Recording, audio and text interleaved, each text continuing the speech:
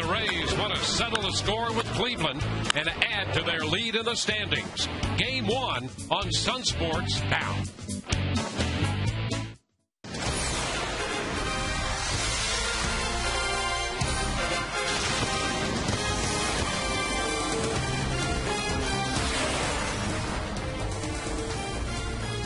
Tonight, the Rays continue their home stand, a 5-game stand, 3 games in, and they continue to lead the American League East, featuring the best record in baseball, 2 games up in the Eastern Division of the American League. And tonight, the Rays will play host to the Cleveland Indians.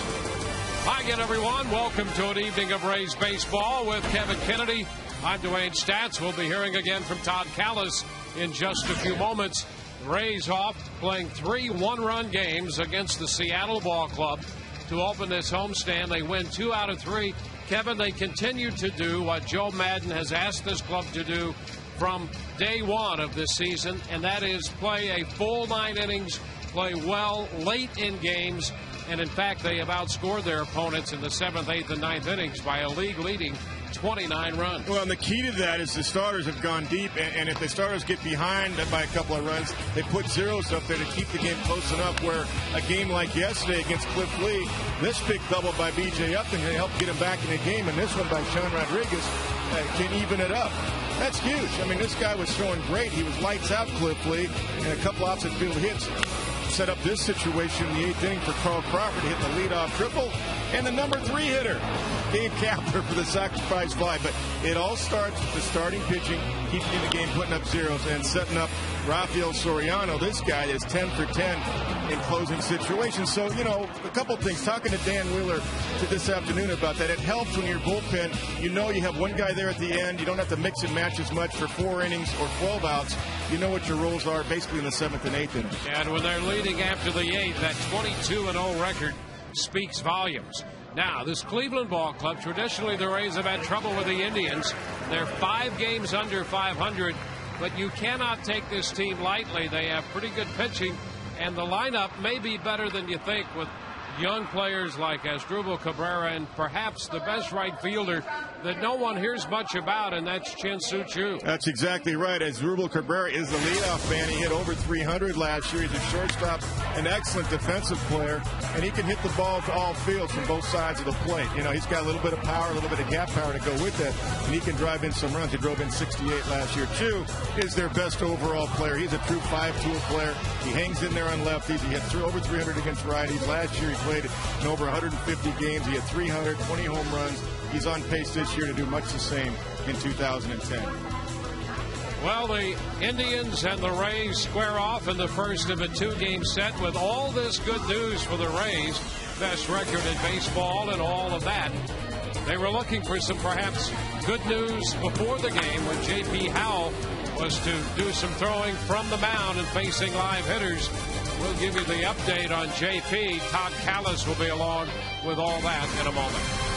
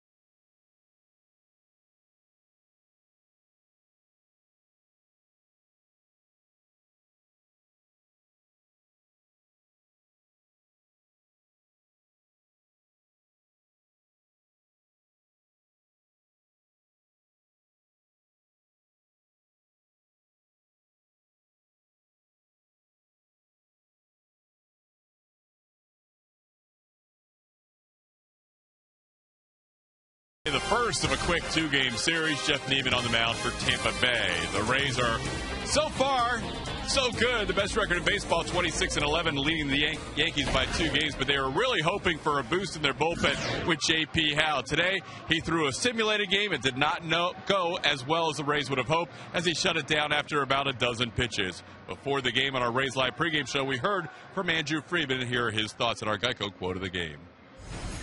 Obviously, it was disappointing. It was something that we tried to take a very cautious approach with them and build them up very methodically to get to this point. And the first real true test was today with the sim game. Friday through a live BP, but not quite the same intensity as he was going to use today. And the shoulder barked on him some, and so we're going to reevaluate tomorrow and get a better sense. But obviously, not good news. I mean, today was a real critical step for him. And had he passed today, it would have been sitting down and mapping out an assignment for him in the minor leagues. And now we're going to take a step back and figure out where we go from here. So J.P. Howe obviously wants to be a part of this team in 2010, and he is very disappointed today, only throwing 12 pitches in the workout. They will have more information tomorrow, and we will pass it along as we can during the course of the afternoon as the Rays and the Indians play a 1:10 game. Tomorrow we'll be on the air with Rays Live at 12:30. But Ben Zobrist is going to try and lead things off for the Rays today as he is batting first against Fausto Carmona. Jeff Neiman on the mound for Tampa Bay. We are ready for baseball. Dwayne and Kevin with all the action next. Enjoy it in high definition right here on Sun Sports.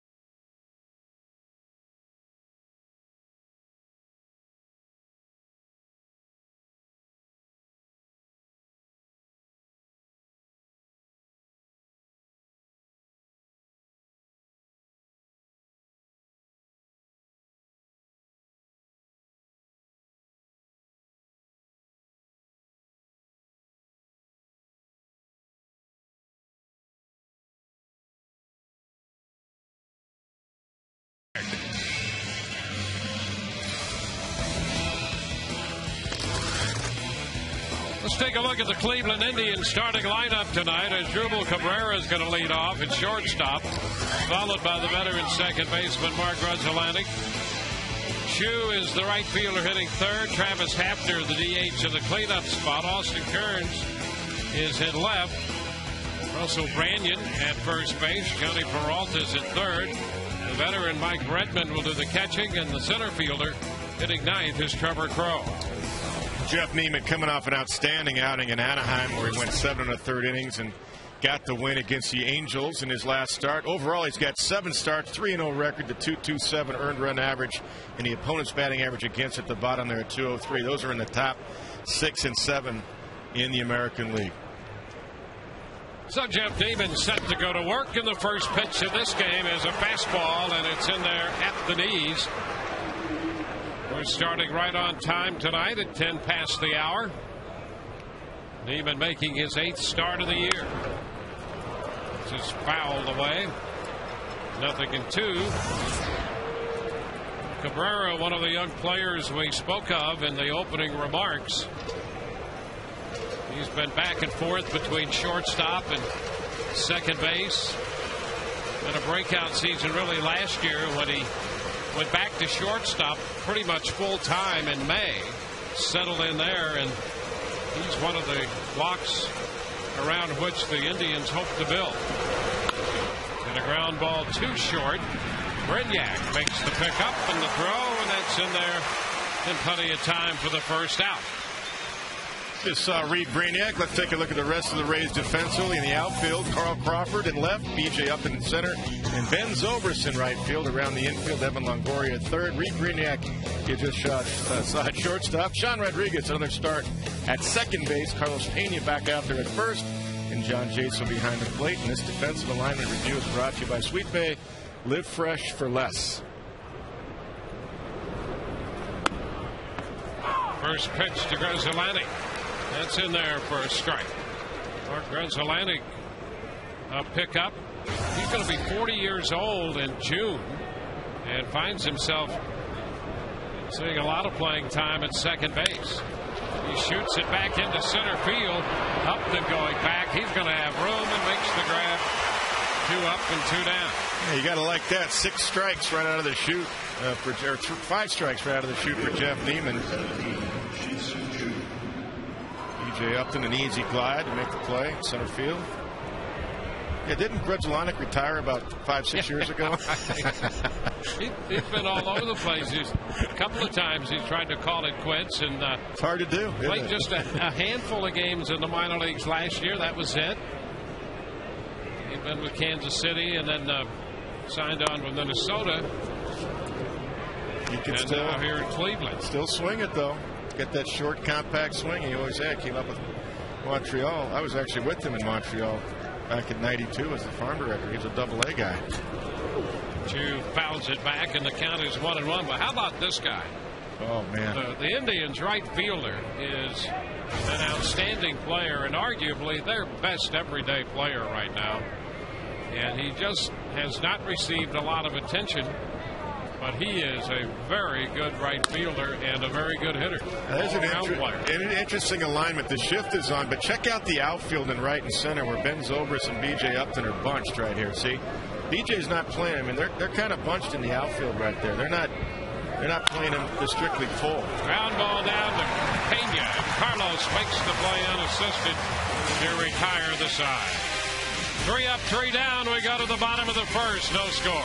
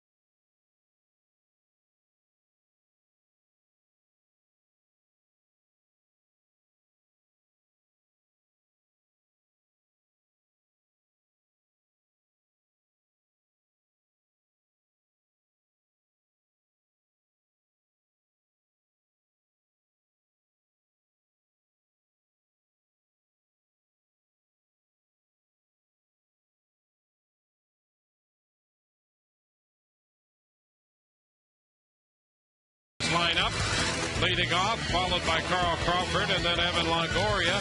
Carlos Pena Hank Blaylock, the DH, and then B.J. Upton down the middle. John Jasel, Reed Brignac, and Sean Rodriguez, 7, 8, and 9. And the Rays offense will face the hard sinker of Fausto Carmona. 7 starts, he's 4-1, ERA at 3.43. The walks still a little high, 20 of them, but they have movement to the other side of the rubber, as we've talked about. Brian Anderson mentioned that as well. First pitch to Ben Zobrist, he takes it down.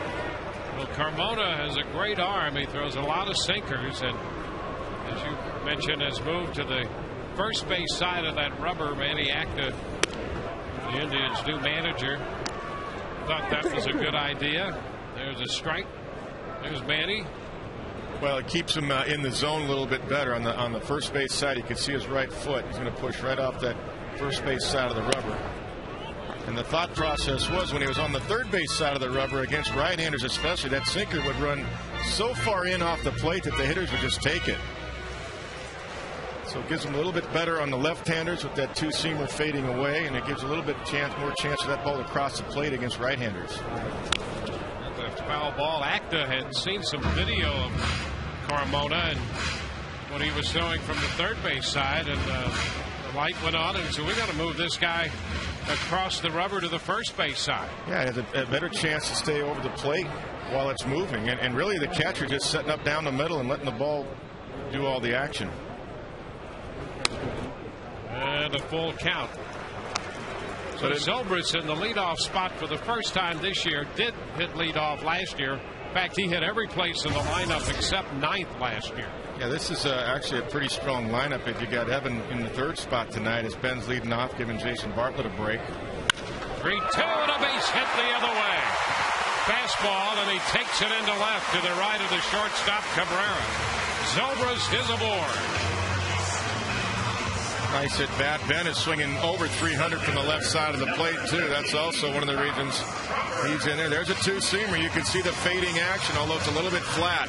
It didn't have depth going down. It just ran over the heart of the plate. You can see Ben Zobrist getting through that ball that was about belt high. It didn't have the sinking action. Did have movement away, but not down with it. And the other reason he's in there is Jason Bartlett, who normally is in that leadoff spot, is 0 for 15 in his career against Carmona. Just one of those strange matchups. Now the pitch to Crawford is inside. 1 ball, no strikes. You know, every pitcher has a hitter that just owns him, and vice versa, it seems. Sometimes it doesn't make any sense, and sometimes it does, and that's just one of those things. Yeah, and I don't think it's a bad thing to mix the lineup up a little bit here, because they've had struggles. Oh, gets away from Redmond, and down to second goes Zobrist. The Rays right off the bat have a man in scoring position. Tip of the glove of Redmond as he was looking for that ball to tail away. As you see him sitting up a little bit outside, this ball just straightened out on him. It'll go as a pass ball. That's a tough ball, I can tell you, as a catcher, to the bare hand side and not to the glove side when a guy throws that hard with that much movement. But nonetheless, it goes to the pass ball. I agree with that, actually, because I'm one of those believers. If you can get a glove on it, you got to catch it. But I was going to say about moving a line. I like moving a lineup around here because offensively the Rays have come back late in the game time and time again recently to win dramatic games, but want to get jump started offensively. And that's a ball down 3-0. And you know, I feel I love seeing your best hitter hitting in the first inning, and that's overall Evan Longoria. And he is in the 3 spot tonight in this lineup. Waiting to hit next. Crawford takes it for a strike, 3-1.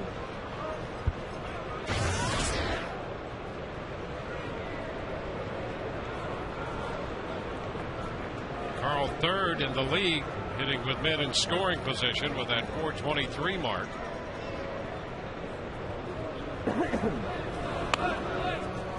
And now the count is full. Carmona can have issues finding the strike zone, and so in contrast to what the Rays saw yesterday in Lee, who just throws 1 strike right after another one, they might be a little more patient against Carmona. That's exactly right. He's averaging about 5 walks per 9. High fly ball back into center field. Crow still going. That's got some carry, and that's going to be over his head and will bounce against the wall. Zobrist scores. Crawford will go to third standing, and the Rays are out in front 1-0. Carl Crawford, who had a triple his last time up in the game yesterday, turned out to score the winning run. Drives in the first run of this game with a triple to center field here tonight. How about the sound off the bat of that ball? And I know you can hear that at home on your TVs at home. This thing was just blasted. Little two-seam action, still a little bit flat. And Crow goes as deep as he can before he watches it bounce around off the wall out there for a big triple. Another one for Carl Crawford, number 96. Yep. So he has caught Damon and Rollins now with the most triples among active hitters. A strike to Longoria.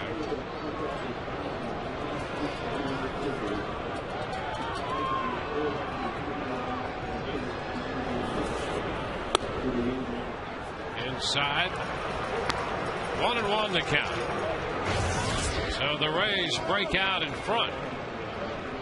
I like this lineup tonight. Well, I really do. I think it's a good change. Yeah, it's working out for Joe Madden again. Yeah. But, you know, when I saw this lineup tonight, it made a lot of sense to me. And a liner into right field. That's going to fall for a base hit. Crawford scores, and the Rays have a 2-0 lead. Longoria driving in his 32nd run this year. A nice piece of hitting by Evan, just taking the RBI, going the other way. Nice short stroke, not thinking long ball. Just going with this little flat slider, 85 miles an hour. It just spun, as you can see right there. Not a whole lot to it. So far early in the game, the sinker is flat. The little slider / cutter is flat. The Rays are up 2 runs. You know, there's no lineup that's really good against Cliff Lee, but yeah, that's right. but yesterday, you know, we talked about that. Brian Anderson was teasing Andrew Friedman in the pregame show about the Gabe Kapler hitting third. Carlos Pena, and he takes a strike. But this lineup tonight, I mean, I like, you know, Ben Zobrist to get on base. He's swinging the well bat from the left side over 300. You got Carl, who's really swinging well now again, and Evan hitting in the first inning. That's why I like your best hitter hitting right there in the first inning. Pena takes one wide. It's 1-1. Carlos 1 of 5 lifetime against Carmona. Zobrist and Crawford have scored.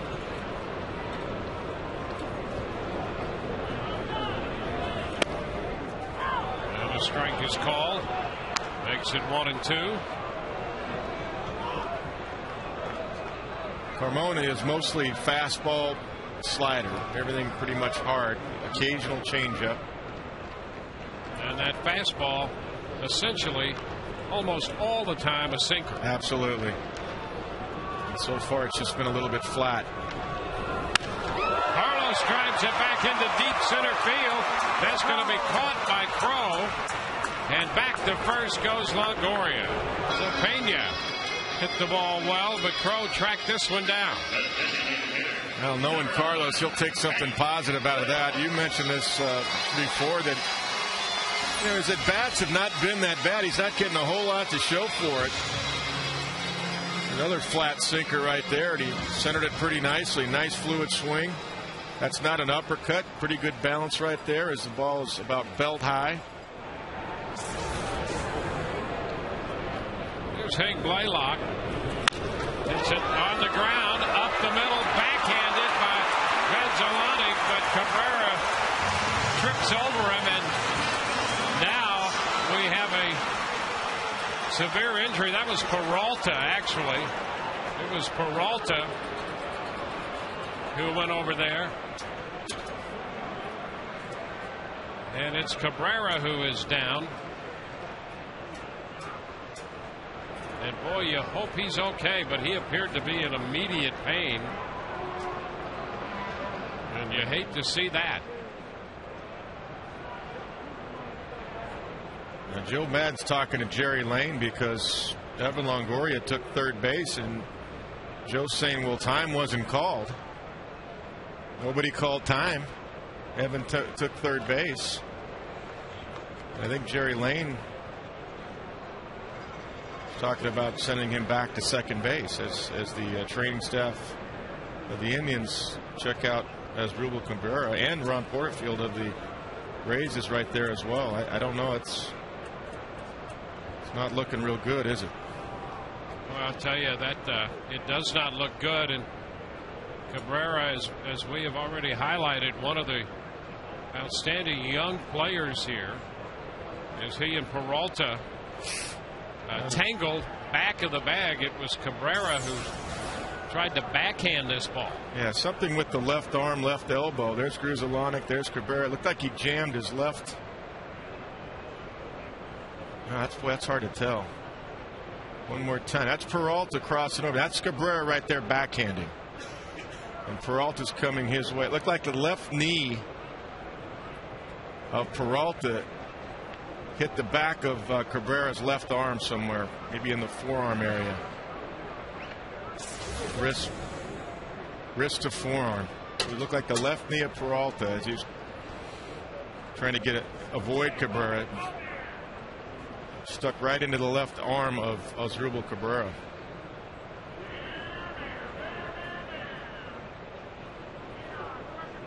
Manny Acta right there.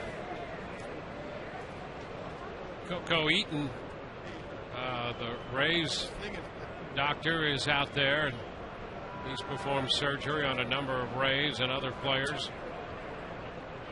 So Dr. Coco Eaton is looking at that. It appears to be that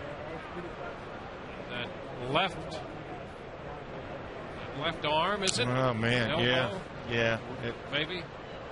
Yeah, that's what it looked like to me, Dwayne, when they Asdrubal Cabrera backhanded the ball, and they're holding the left wrist. Back of his left arm, somewhere in that area. Looked like the knee of Peralta got him. Left knee of Peralta.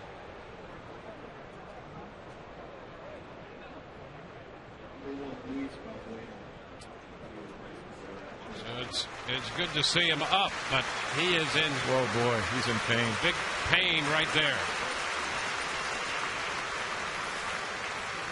And it could be all the way up to the shoulder too. I mean, it looked like he's jammed completely.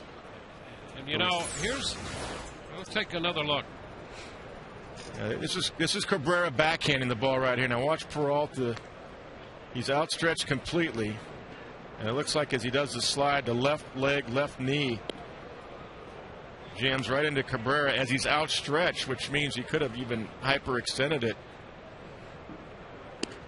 right into the elbow, which could cause a lot of damage. Obviously. Yep. And it doesn't appear to be. Well, it's just hard to guess, but you know, you've seen dislocations, and the reaction is almost immediate, like that. But I think it's a left arm flat, straight out backhanding, and the knee went right into the elbow, which would cause a hyperextension and worse. Yeah. It could be worse. And I'm sure they're going to get that x-rayed. So this will be a significant loss for this Cleveland infield.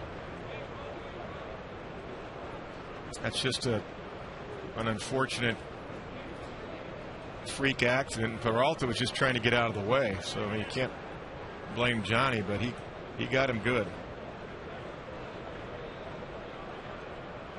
Two guys hustling for a ball at the same time. Split right between them. Yeah. So a splint already applied to the left arm. And remember, Johnny was a shortstop, so I mean he's reacting as a shortstop on that ball going up the middle to his left. Cabrera was a second baseman, so those are not unusual positions for both of those guys, where they were positioned on the shift. Right. Yep. There you are. Well, let's hope that it looks worse than it really is. Because there's a very good young infielder who has a good season going, and you would hate to see that interrupted any more than absolutely necessary. So as Grubel Cabrera departs on that ground ball up the middle off the bat of Hank Blaylock, that turns out to be a base hit. They had the shift on with Blaylock up there, and it was Peralta going over the top of Cabrera, who had tried to backhand that ball.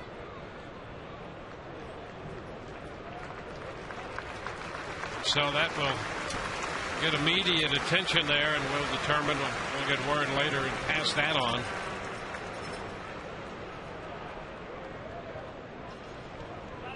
Your attention, please. So now Valbuena will take over at shortstop. Luis Valbuena. There he is.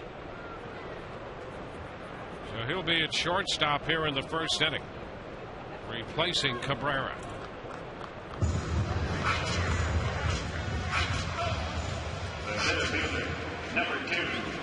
So the Rays will have men at first and second. Longoria had advanced to third, but he's back at second now. So Longoria at second and Blaylock at first. And B.J. Upton will be the hitter. The Rays have scored 2 runs already. Zobrist opened with a base hit. Crawford tripled him home. Then Crawford scored on Longoria's line single into right. Pena hit the ball well toward right center, and Crow, the center fielder, made the catch before Blaylock went after the first pitch in his at bat and hit it up the middle. It appeared that it was going to sneak through until Cabrera backhanded it, and that resulted in the collision between Cabrera and Peralta. So Cabrera is out of the game. Valbuena in there now. And here's B.J. Upton to face Carmona. Pitch is a strike.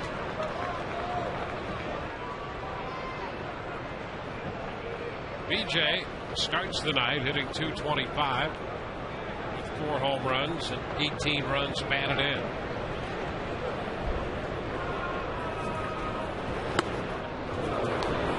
Two.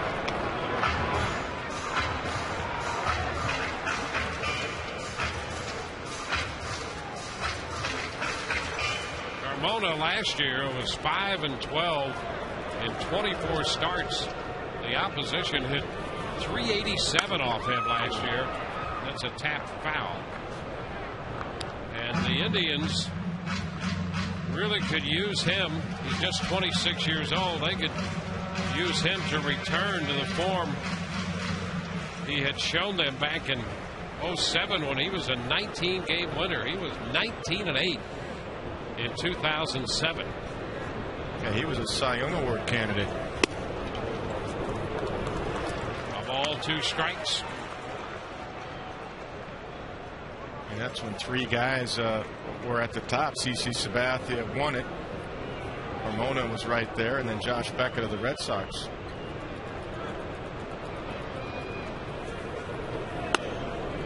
And he misses inside. Carmona does.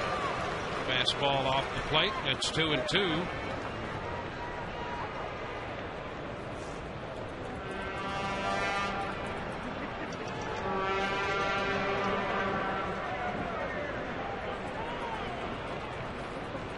There go the runners, and the pitch hit on the ground is short. Valbuena staggers as he makes the pickup, but he has the play at first, the only one. The Rays stay away from the double play. Upton is out at first, Blaylock up to second, and Longoria into third. Well, a couple of things. That would have been a double play ball because it was hit so hard had the Rays not been running. So they stay out of the double play ball. A couple more men in scoring position here with 2 outs. And the other thing, and you were talking about this before the game and mentioned to me, you can probably run off of Carmona tonight, get back into the running game. Yep. Here's J-Cell. The pitch is a strike. Yeah, he is a guy you could run against, and you would expect the Rays to do that, presented the opportunity. Well, they've seen so many lefties, too, that are quick to the plate. in the last 10 to 12 days. Tough to run on that. 1-1 to count. John Jaso has collected some big hits. He has stepped right in here and contributed behind the plate and at the plate. 4-12 with men in scoring position. Bounces one foul. 1-2. So far, everything hard. That was another slider right there, 87 miles an hour. The fastball's anywhere from 92 to 94. 29 pitches in the inning.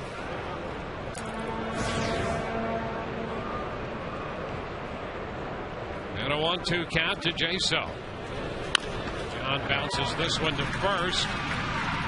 Randian to Carmona. That throw behind him a bit, but he manages to gather it in, and the Rays settled for 2 and lead 2, leading 2-0.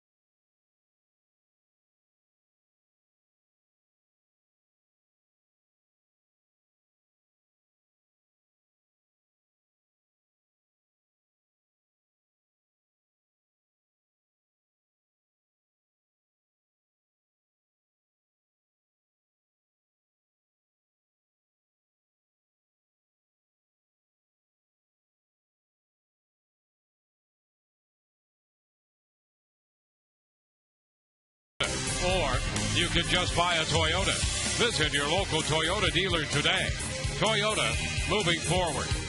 And by AT&T. Find out what's possible with the nation's fastest 3G network. AT&T, rethink possible.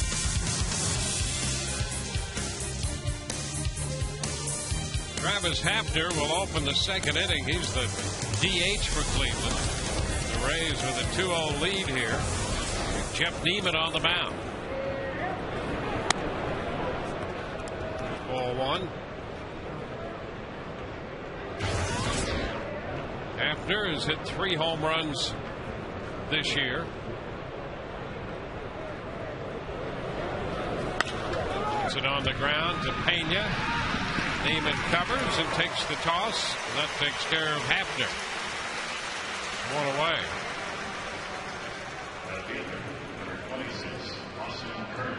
The season is underway, as you know, but it's not too late to join the team with Rays season tickets. Ensure the best seats, the biggest savings, and all the great benefits. Call 888-FAN-RAYS tonight.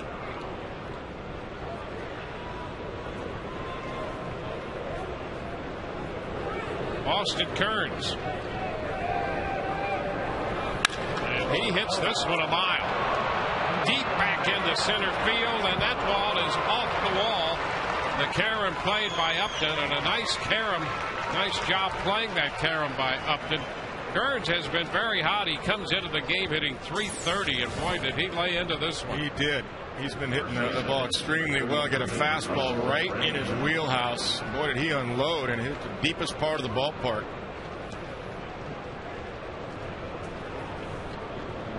Right there, just about the deepest part of the ballpark. Hits the bottom of the wall. DJ plays the carom perfectly.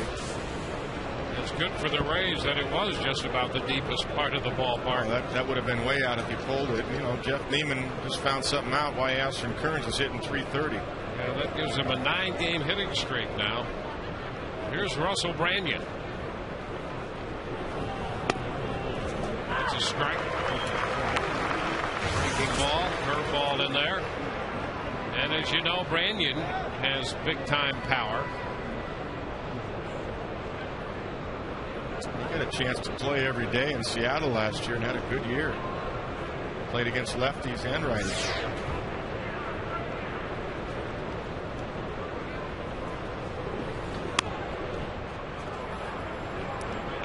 One and one.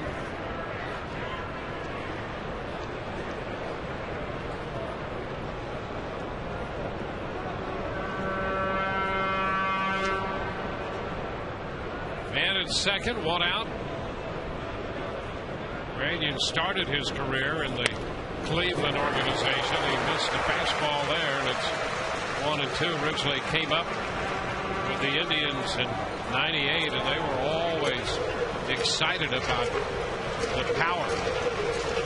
A lot of strikeouts, a lot of home runs throughout his minor league career, and then last year 31 home runs with Seattle. Fouls it out of play, holding the count. Got a ball and 2 strikes. He had stops not only in Cleveland but Cincinnati and Milwaukee and San Diego. Part of the year with the Rays in '06. And the Phillies briefly, and the Cardinals. Padres again, the Brewers, Seattle, and now back to the Indians.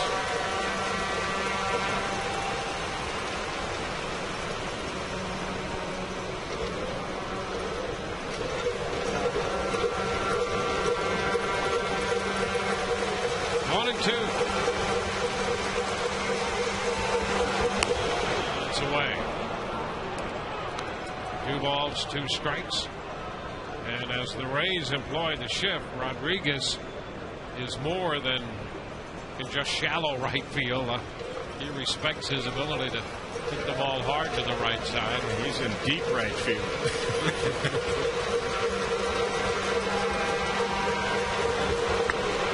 And now there's ball 3, a full count.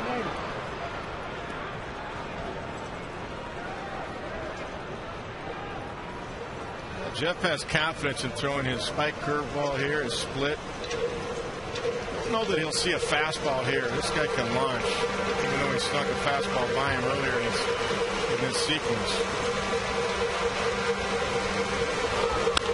Ground ball, and it's hit right to Sean Rodriguez, who from right field throws him out. The shift pays big dividends there. Curves goes to third. He's there with 2 outs. And Jeff, I believe that was a fastball, but he made a good pitch with it. He kept it away from him and down, and Russ rolled over it.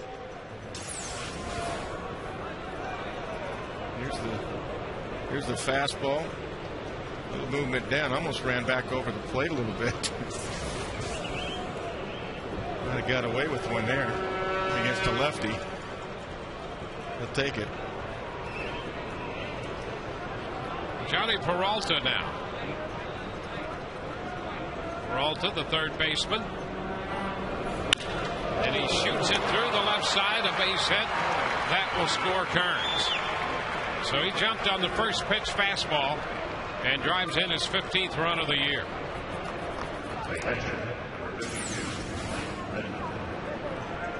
Yeah, Jaso setting up away. This ball is just right down the middle.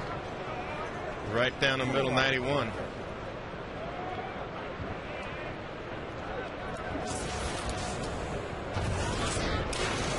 So Peralta puts Cleveland on the board. Rays had picked up a couple runs in the first. Now the veteran catcher, Mike Redmond. And a strike.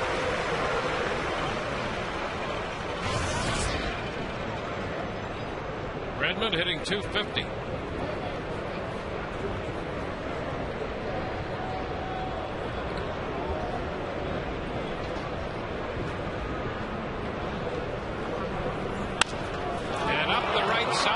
Makes contact, has himself a base hit.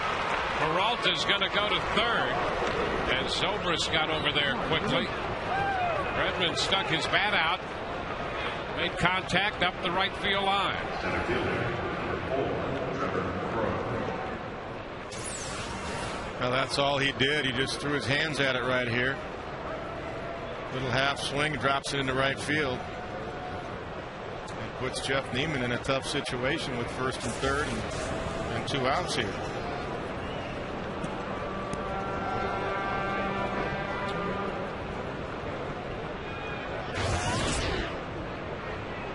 Hitter's going to be Trevor Crowe, the center fielder. One of those 3 hits on the year, a home run. The pitch is in there for a strike. Crowe's 26 years old. He's playing center field tonight in the place of Grady Sizemore. Sizemore's got a bruised knee. So Crowe gets the start. Yeah, Grady's had his share of injuries the last couple of years, hasn't he? He has indeed. And a foul ball, just a little piece of that one. 0-2. Yeah, you're right. You know, Sizemore, he's had elbow and did elbow surgery, groin injury, he's had back problems, ankle problems a couple of years ago. Bruised knee now. 0-2. Oh, he just messed with that one. A breaking pitch. Take a look at that one. Take a look. This thing really dropped down, but let's see where it crossed the plate. Box tracks liked it. Good pitch. That's that spike curveball right over the top. Excellent pitch.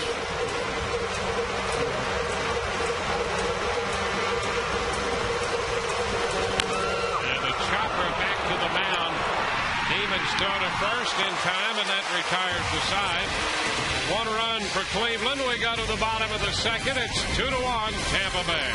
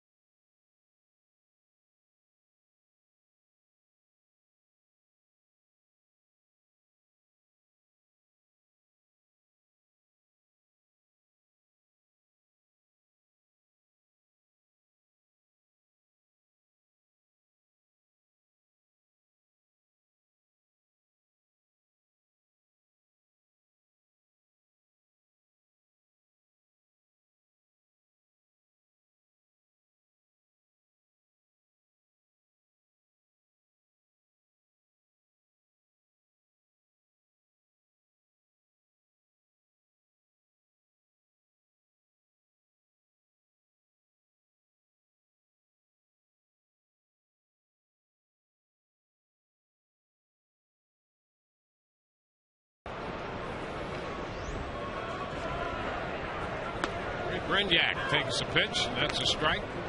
Home half of the inning underway here.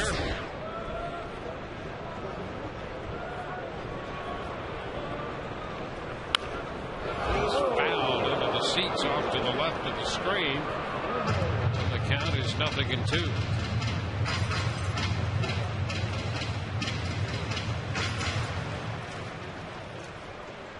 Well, the Yankees put up 5 in the bottom of the first against the Red Sox. I tell you, 2 strikes. The Red Sox have had a tough time. Yeah, they're 19-19 starting play tonight. Getting on track, yeah. Their pitching, the starting pitching has not been as good as advertised. Brignac, a little tap. Atlantic makes the play. So Brignac is out of there, second to first. Boston's hitting in the second inning right now. They have picked up a run. So it's 5-1. Here's Sean Rodriguez.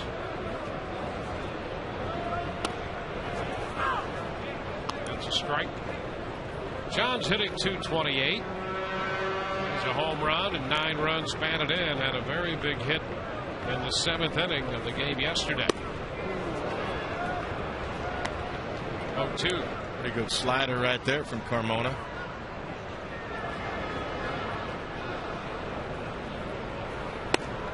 And another one. Well, that was very good there to strike out Rodriguez. Yeah, back-to-back sliders right here. Right off the outside corner. Good depth and tilt to it. Looks like a strike, and then it just fades away from you.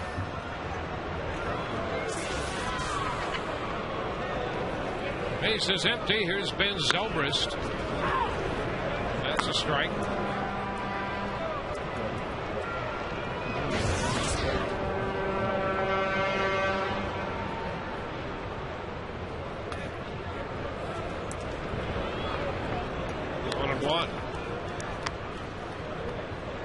That first pitch to Zobrist acted like a changeup.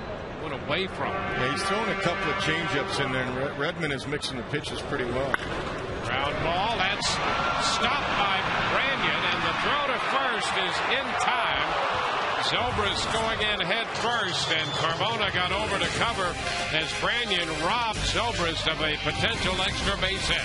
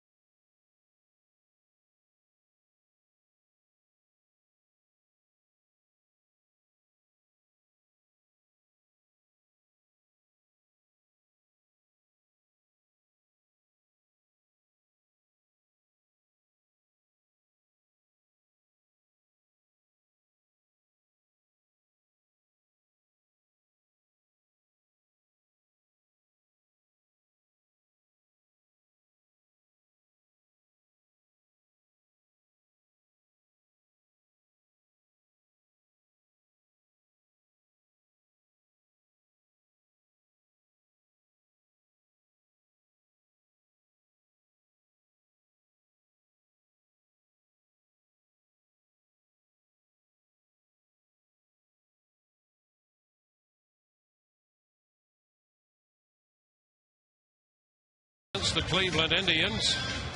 Tonight's poll question brought to you by Autoway. Autoway, if you need a car, truck, or van, who are you going to call? Autoway. Call 1-800-SHOP-AUTOWAY. Message and data rates may apply. First pitch here in the third. And Valbuena takes it for a ball. First plate appearance for Luis Valbuena tonight after the injury to Cabrera. 2-0.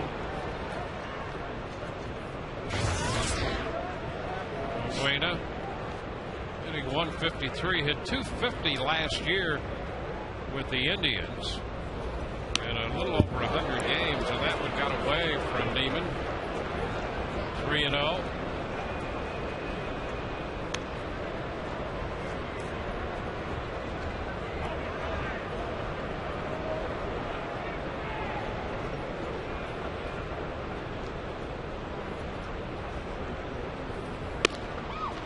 That's a strike.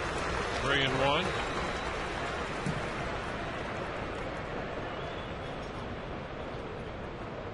Comes into this game just 3 of his last 33, so you want to make him hit his way on, and the count is now full. You sure do, and he does take a lot.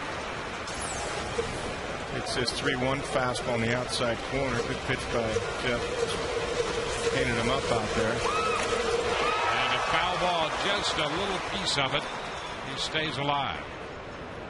Valbuena has struck out 23 times in 72 at bats.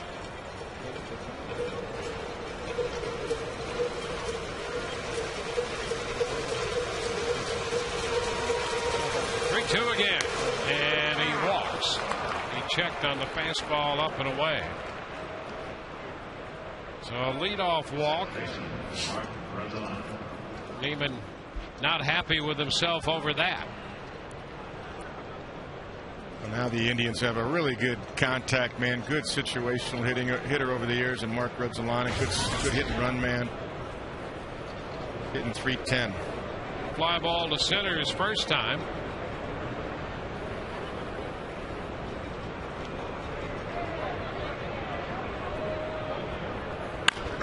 Chop to short. Brignac out at second, and the throw to first, safe there.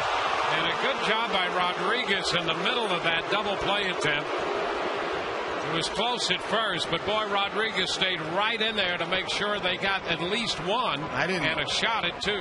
I didn't think they had a chance for 2, but Rodriguez made this very close. I want to take another look at this one. Nice feed, quick turn, plenty of arm strength. Take a look one more time. Sean Rodriguez gets rid of it. Valbuena tries to take him out. Take a look at Pena right here. Grudzielanek just does get in there. 1 out with Grudzielanek at first. Soo Choo is the hitter, and it's popped up to short left for Crawford, and he makes the catch. 2 gone. Grudzielanek back at first. Follow the Rays all year long. You can log on to The Heater. That's the official baseball blog of the St. Petersburg Times. Every day, Rays beat writers Mark Topkin and Joe Smith bring you thoughtful insight, breaking news, predictions, and more only at TampaBay.com. Now Travis Hafner.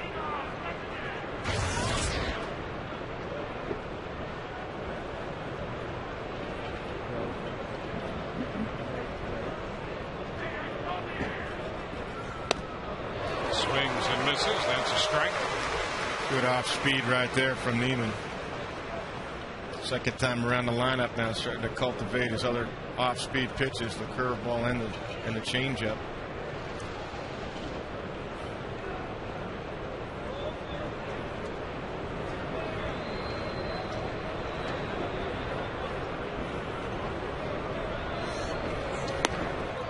Hafner takes it wide. 1-1. You'll remember the seasons this guy put together for Cleveland just a few years ago, before all of the shoulder problems, surgeries, and so forth took place and robbed him of power and playing time. But he's back. They say he's healthy. This guy's still plenty strong. Well, Jeff trying to keep him honest with a couple of off-speed pitches. First 2 pitches to Travis, he's looking to launch. 1-1 the count. He had 42 home runs for the Indians back in 05. His battle trying to stay healthy with shoulder issues the last few years.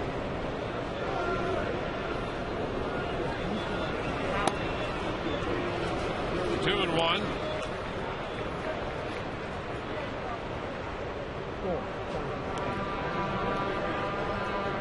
Hafner, soon to be 33 years old. Early June.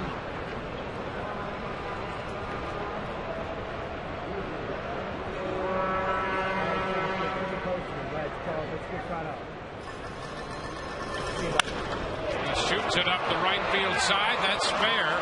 Hits the sidewall and kicks to Zobrist. Grenzolani will go to third. They're going to stop him there. It's a double for Hafner into the right field corner. His 5th two-base hit this year. Take a look at this pitch. Jaso setting up in. This ball is middle in, not really in. Not a whole lot of margin for error on a 2-1 count. Trying to come in, and Hafner's all over it. So kind of come into the hitter's strength there. They're going to regroup out there on the mound, and Zobrist did a nice job getting it in quickly. So Austin Kearns will be the hitter, and he jumped on a fastball that was out over the plate in the second inning and hit it a mile back into center field. Sure did. 379. That was good for a double, and he scored the run in the second. This time the first pitch is a curveball, and it just missed. Yeah, good numbers you saw right there. Kearns 379 with runners in scoring position. He lays off a pretty good curveball first pitch, but the way he's swinging, you got to treat him as he's their best hitter right now, so you got to treat him that way. You got a base open over there at first base. And a foul ball back. 1-1.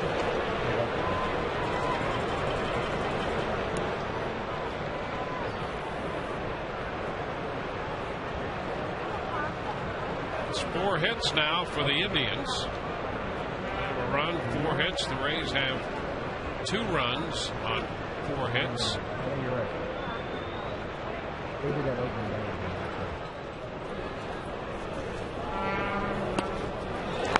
1-2. Kearns was in Washington last year.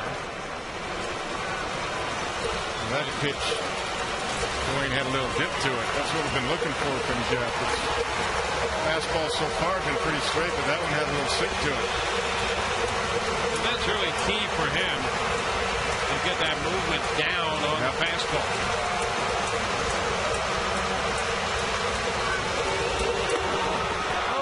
Took a shot on the inside part of the plate, missed with a fastball. 2-2. Well, that's what he did so well against the Angels. He threw a lot of fastballs, but he had a lot of movement, a lot of sink to his two-seam fastball. And a lot of ground ball outs. 2-2 the count to the left fielder Kearns. And that one is down, a breaking pitch. So the count is full. And Jeff has thrown a few more pitches tonight here in the last couple innings than he normally does. You don't need to challenge him here. 3-2. And it's inside. He did throw the fastball and got it in too much to walk him. And the bases are loaded. Jim Hickey's going to trot to the mound here with this bases loaded 2-out situation, and Russell Branyan coming up. And of course it was Branyan who hit the ball well his first time. The Rays had the shift on him, and Rodriguez made the play in short right field.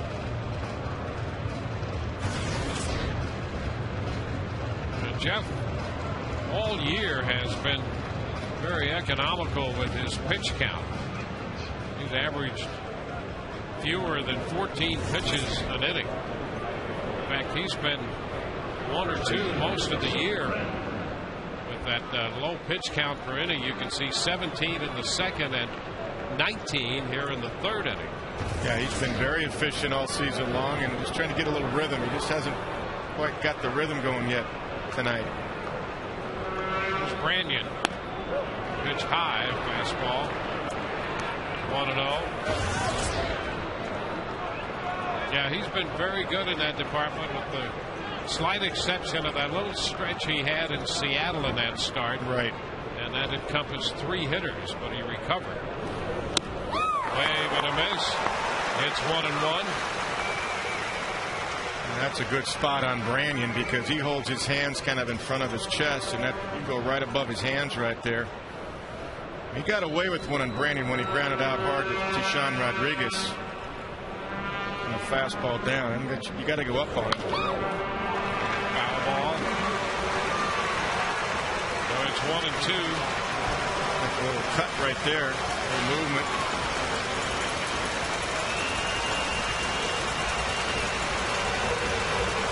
Big sequence of the game right here for Jeff Neiman. And usually when he gets through an inning like this, you get a 0 up there, he starts sailing a little bit. Could be the pitch of the game right here. 2 outs, 1-2, bases loaded. He goes high with it. Branyan would not chase, and it's 2-2. Took a shot up out of the strike zone there. Love to see one of those bottom falls out type splits that he will show from time to time. That'd be a good time for it. 2-2. And he pops him up. Left side. Longoria down from third. Makes the catch. And that retires the side. They leave him loaded and the Rays lead 2-1 middle of the third.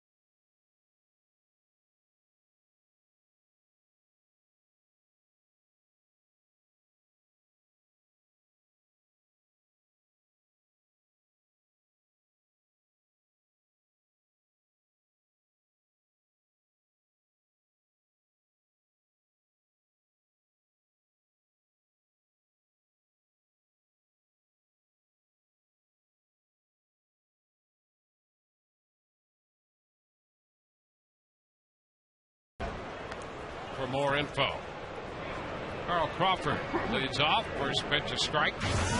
Rays got out of big spot in the top of the third inning. Indians leaving the bases loaded. Jeff Neiman got Branyan on a breaking pitch, popped him up. Now it's Crawford, Longoria, and Pena.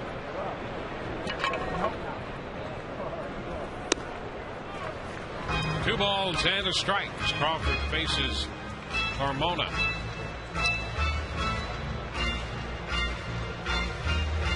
Fausto Carmona, 26 years old. Boy, Redmond's really trying to work Carmona back there to get him to not overthrow.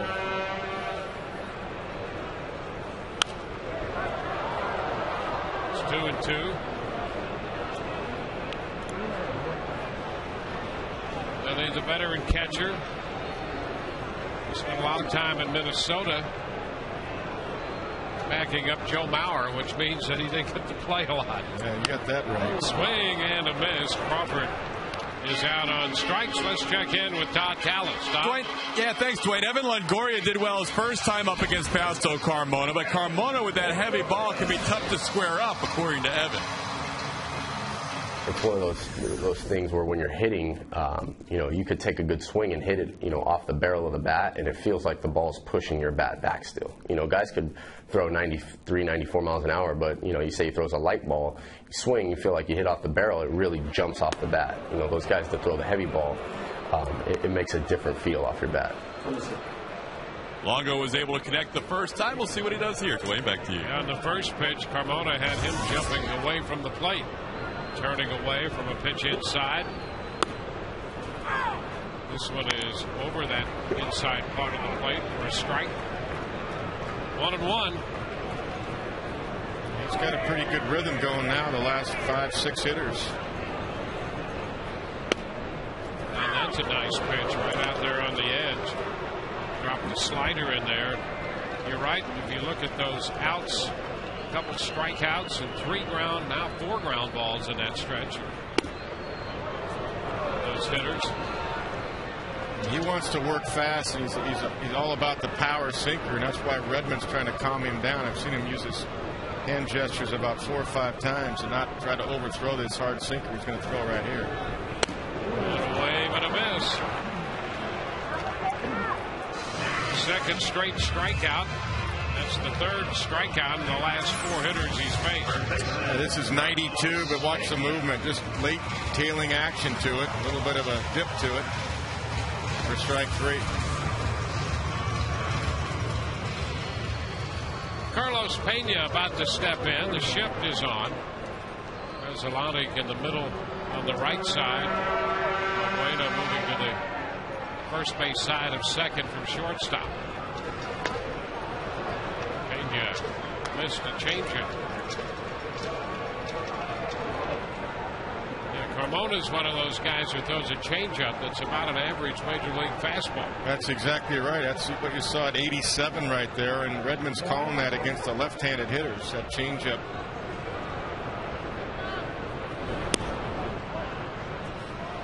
This one is low. Do him another one. Yeah, that changeup fading away. And boy, has Carlos Pena seen a diet of off speed in the last 2 weeks.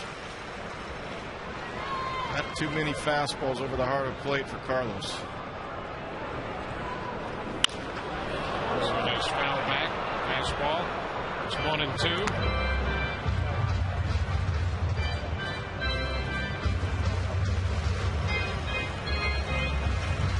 Rays jumped out to a 2-0 lead with 2 runs in the first. It's now 2-1.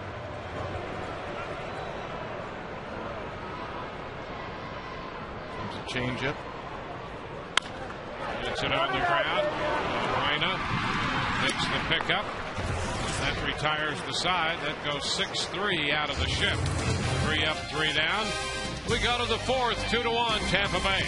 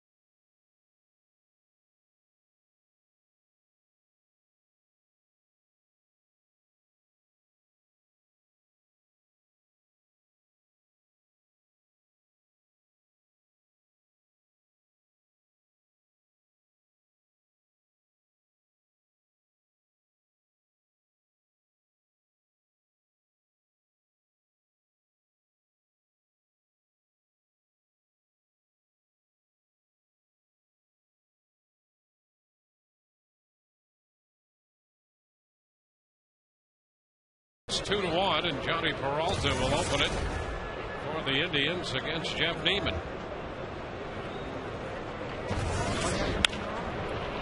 These are foul, third base side for a strike. Peralta, lifetime against the Rays, is a .343 hitter coming in to tonight's game, and he had the RBI single his first time when he jumped on a first pitch fastball in the sequence and drove the ball into left field, driving in a run. 1-1 now.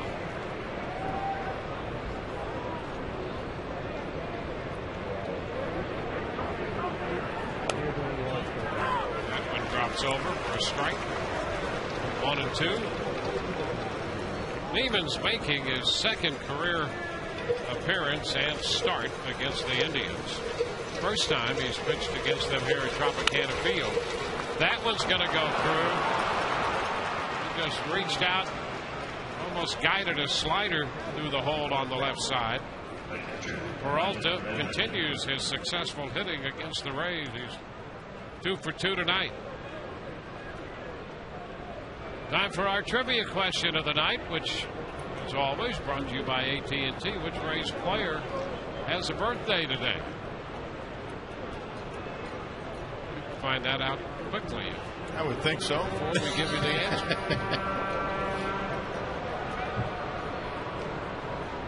Frank Redmond. Down to Pena. Brignac and back to Pena, or back to Neiman, and it pulled him off the bag a little high. So they get the lead man. Peralta forced Pena to Brignac, and Brignac's throw back to Neiman, who was covering a little bit high. Good throw by Pena right there, and he got cleared. Brignac got cleared of the bag right there. He just threw a little bit sidearm and threw it high. Sailed on him.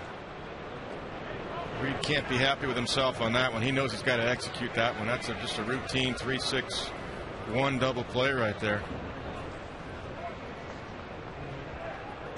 Neiman being 6'9", kept Redmond at first base by catching that I throw. was just going to say that's tough to throw high to Jeff Neiman. The number 9 hitter, Trevor Crow. 1-0.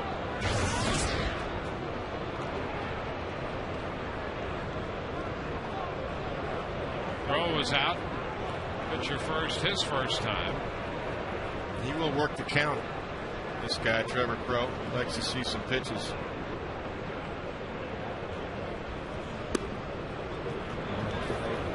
It's 2-0. That's why that's tough. That should be 2 quick outs, and you're facing the 9 hitter here. Tough to double up too on Crow. He's got good speed. About a 4 flat runner from the left side, which is above average. Well above average. Ground ball, and that's through the right side. Redmond stops at second on Crow's base hit. The Indians now have collected half a dozen hits. We're 1 out into the 4th. And we'll swing around to the top of the batting order. So Neiman's had to make a few pitches tonight. Now here in the 4th, the top of the order comes around for the 3rd time. Yeah, he's had to work pretty hard tonight. He made a huge pitch on Brannian to end that 3rd inning with the spike curveball, but now he's in trouble again because the double play wasn't executed. Valbuena. That's a strike. Neiman walked Valbuena in the 3rd inning. One of a couple of walks he's given up.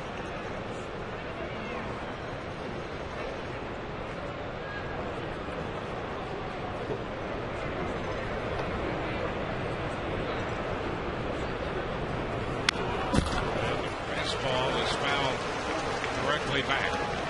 2 strikes.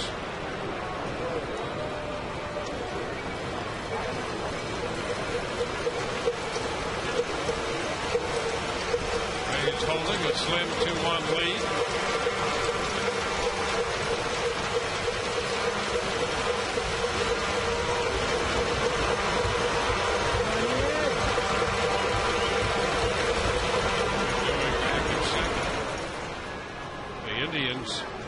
had men in scoring position in 3 consecutive innings. They managed to score 1 run in the second. They left 2 on. Left 3 men on base in the third. They had 2 on with 1 out in the fourth.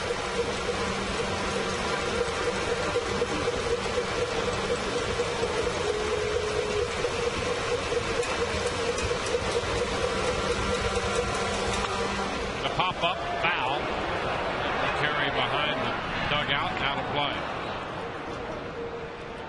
3 fastballs in a row to Balbuena, and he's trying to jump all over it. Sagat striking out a lot because he will expand his own zone. He strikes out over a third of the time this year. Call one of those good breaking balls and have Jaso block it. Balbuena to chase. A 2-strike count. See what he does. And a base hit the other way into left. Gobbled by Crawford. The runner's going to score, and the Indians will tie this game. Redmond scores. Crow stopped at second as Balbuena singles the other way into left.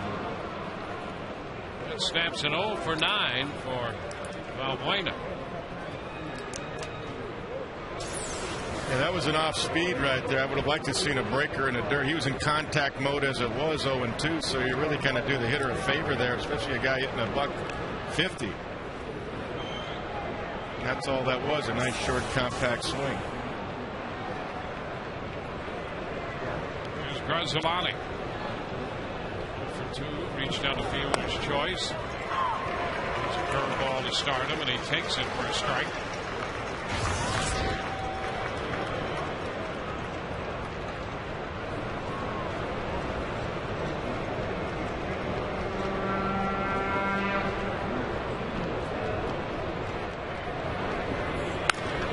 And this one is lined down the left side, foul, out of play. Another breaking ball, so back-to-back breaking pitches, 2 strikes.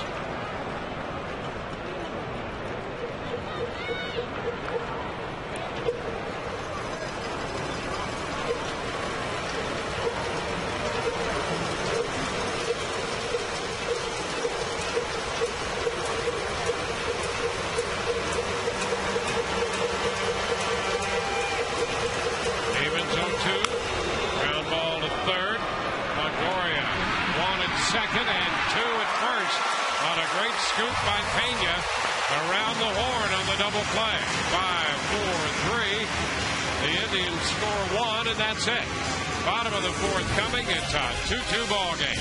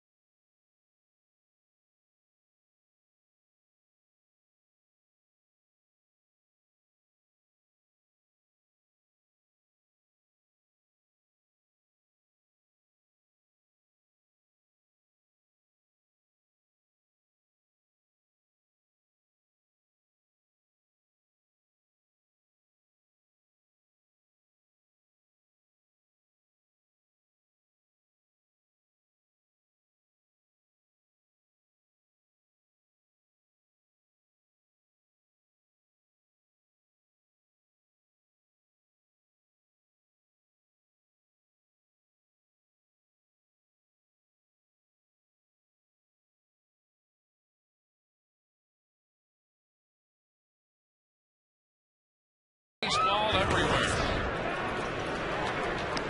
Nick Blaylock leads off the bottom of the fourth. 1 ball, no strikes. Nick got the base hit his first time up, his first Rays hit.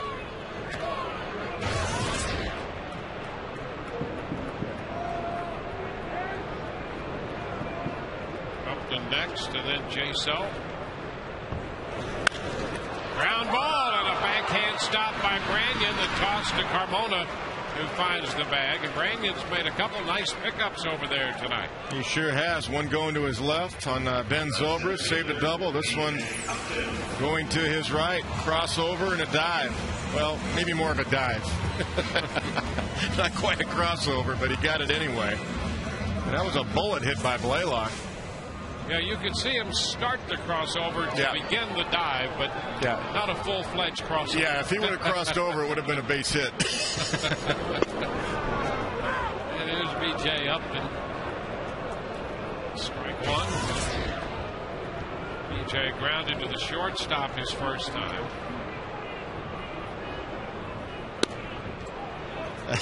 That was a let me fall to my right. And yeah, that's it. Get the glove down. I'll pick it. Yep.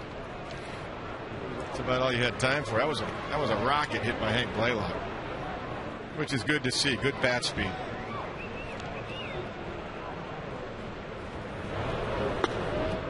Inside. The fastball in, 2-1.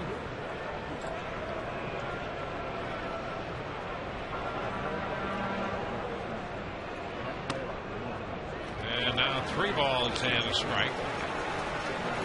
Haven't received any word on Cabrera yet, who was injured in the first inning. He was immediately taken to the Rays clubhouse to be x-rayed. Preliminary x-ray there.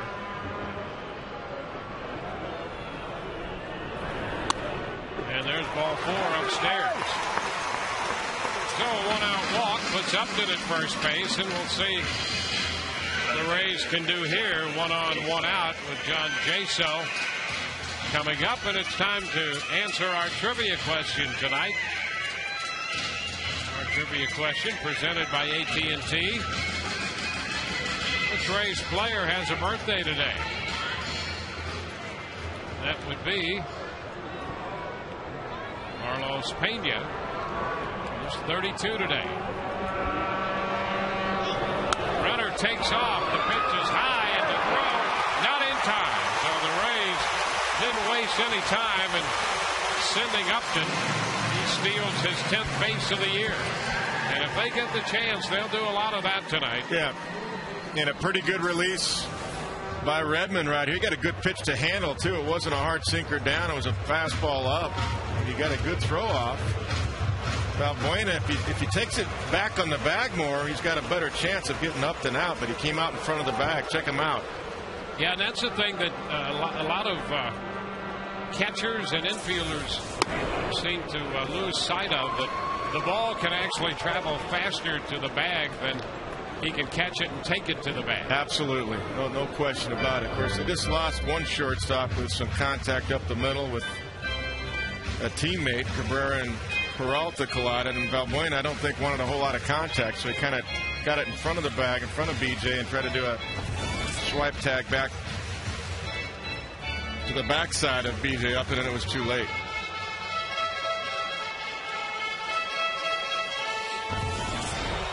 BJ and Crawford each have 10 steals.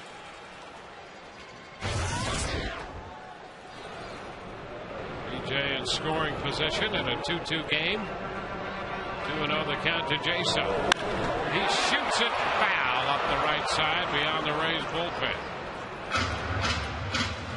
2-1. He's trying to turn that walk into a run. I could see a changeup being called right here after that swing. Seen 3 fastballs in a row. Hitters count. Manny Active might have been calling pitches right there. Not that Redmond needs help. We'll see. I could see something off speed though right here. And a turn. Nothing doing at second. DJ back to the bag anyway, just in case.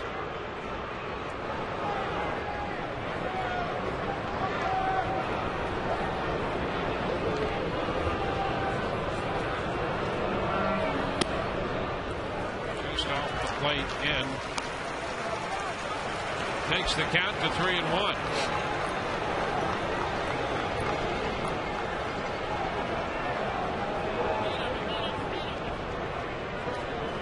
Yeah, that's interesting to stay away from the change, go fastball.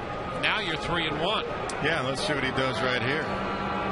If he throws a hard sinker, I guess he'll be fine. And foul ball up the right side. He's staying with the hard stuff. He sure is.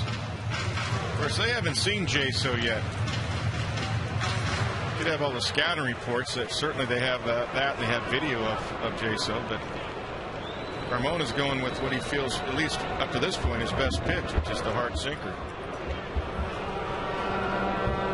Turn, but nothing doing. Carmona with a full count on J-So. Paying a lot of attention to Upton. I think those signs you see from Manny Acta are just to remind Redmond on B.J. Upton. I don't think he's calling pitches. I think Redmond's calling this game. 3-2, and then strike three call. He went 3-2 with a changeup. And J-So thought he had drawn the walk, but instead is called out on strikes. Well, they set up a way. Let's see where the pitch was. Yeah, he had the inside corner. And indeed, it was the changeup finally. I expected that a couple of pitches ago, and it hit the inside corner.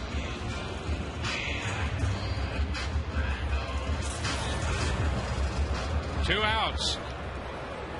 And now, let's see if Reed Brignac can come up with a big two-out hit to give the Rays the lead. Reed grounded to second his first time up.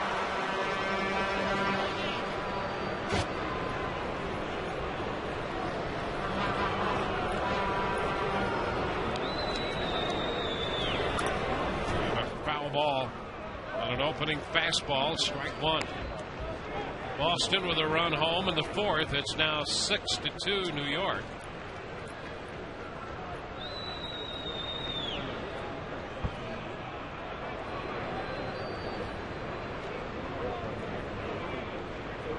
Oh, 1 to count to Reed.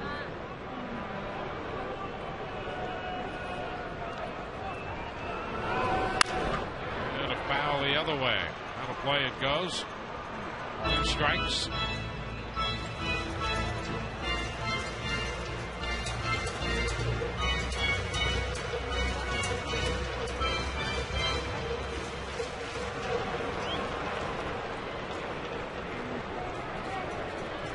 So Brignac behind in the count against the hard throwing sinker baller. The pitch is high. 1-2.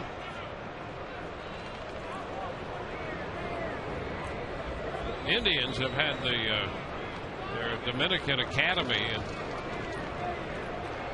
Fausto Carmona is a product of that effort.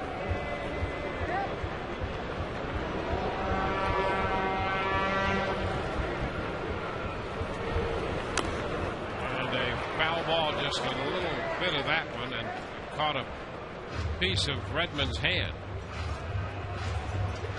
So it's still a 1-2 count.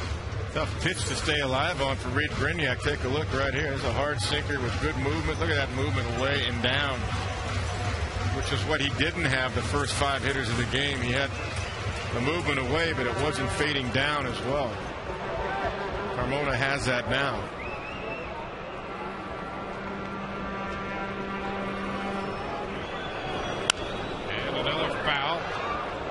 Fastball.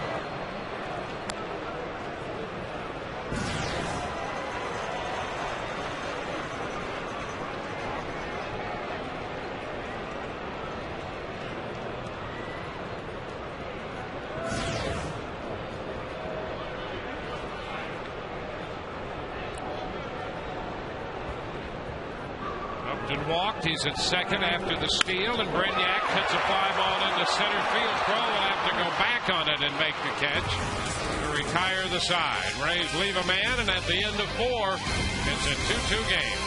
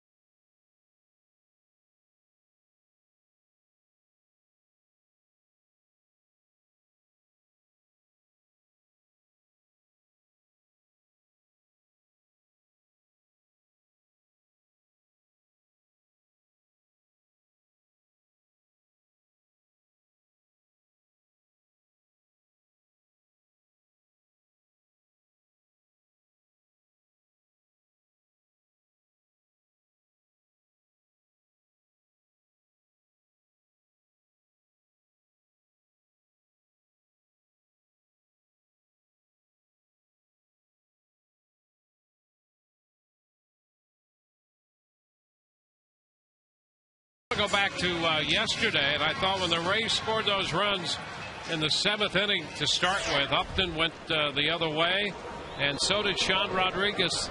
That's a good sign, right? Yeah, I think it's a real good sign. And I mean, I think anytime you square up 2 balls off Cliff Lee back to back, you know, it's a real good sign. I mean, the fact that in the last 10 days we had to face him twice and Greinke once, and you know, I mean, we got some Cy Young Award winners. So yeah, but it's a very good sign for those guys.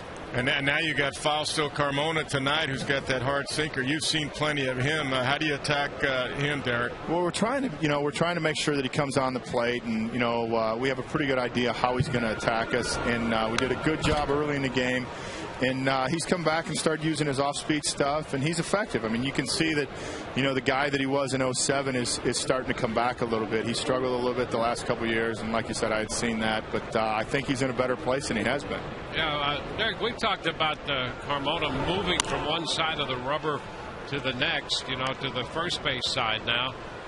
From your point of view, analyze that for us. Well, I think it's helped him a lot, and you know, he's probably one of the few guys on opposing teams I can talk about just because of the fact having been there and seen him. But what I think it's done is it's opened up, you know, his ability for his arm to free up and for him to use his off-speed stuff, especially his changeup. His changeup continues to improve, and you know, basically it's a hard sinker, often even harder sinker. So I think it's really helped him.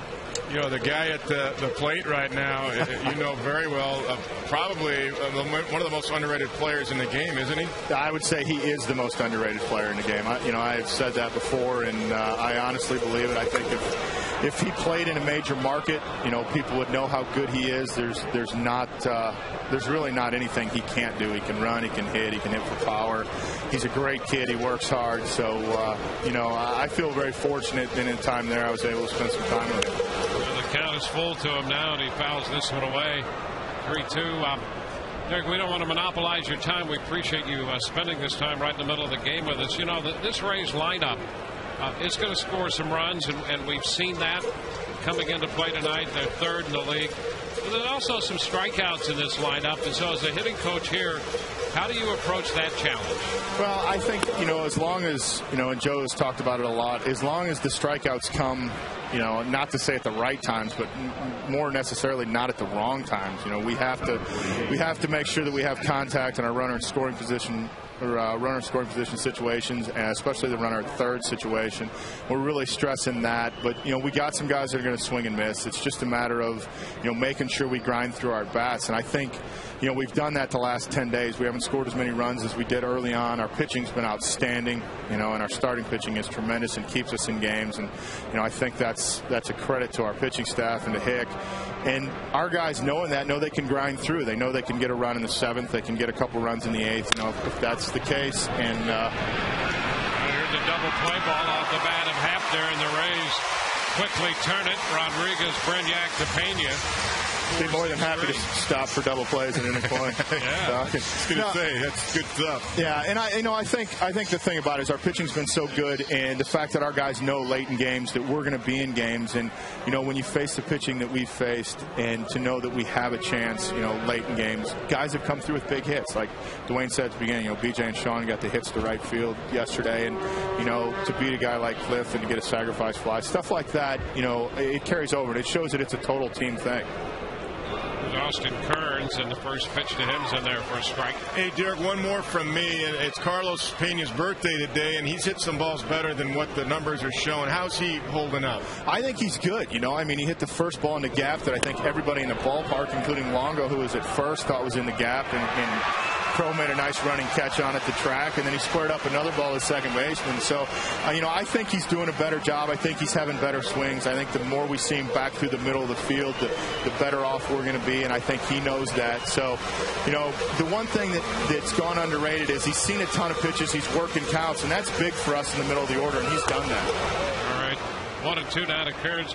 We'll let you go. I got to ask you one more question. Are there any hitters in the big leagues now who ever choke up? Yeah, there's a couple guys. You know, I mean, I think there, you know, you'll see guys at different times do it. I'm trying to think on our club. Ridnack does it a little bit at times. CC does it a lot, actually. You know, so there are guys that do it, and you know, I think you'll see good hitters do it when they know guys have extra velocity, and you know, it's one of those things anymore that I think anything they can do to put the barrel of the bat on the ball, they're going to do. Yeah. All right, Derek. We certainly appreciate your time. You're doing a great job, and I'll tell you, you break down a game pretty well too. You fit right in there. All right, thanks, guys. Thank you. Thanks, Derek. There's a swing and a miss by Kearns, and that retires the side. We're headed into the bottom of the fifth. It's a 2-2 ball game.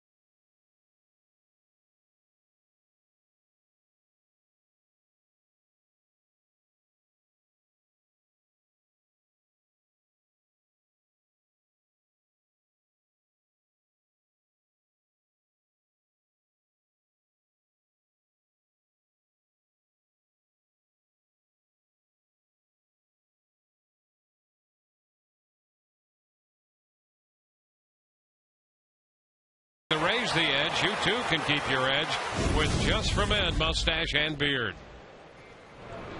Sean Rodriguez, he takes the first pitch, and that's a strike.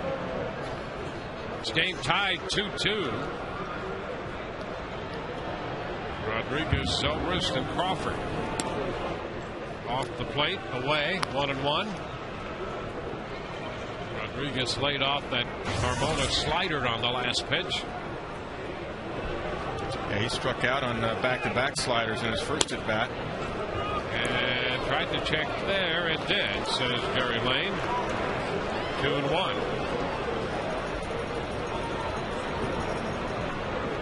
Four strikeouts on the night for the Cleveland starter.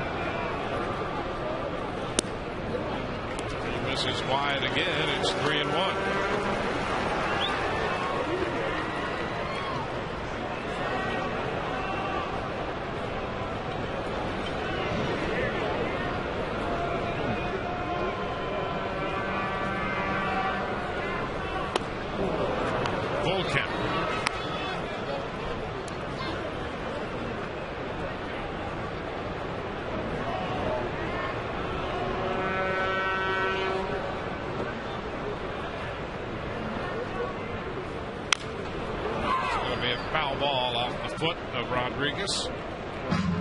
You don't see a guy center up the last couple of fastballs. That tells you what kind of movement Carmona has right there, because those are 92-mile-an-hour fastballs, but they're sinking, coming down and into Sean.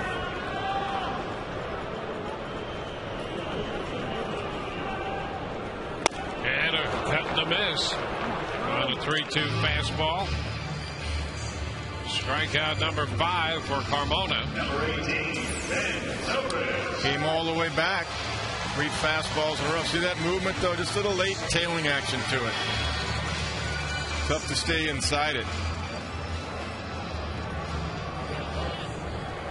And that one didn't move as much as the other two. Just a little bit, but it's late. There's Ben Zobrist. pitch is a strike.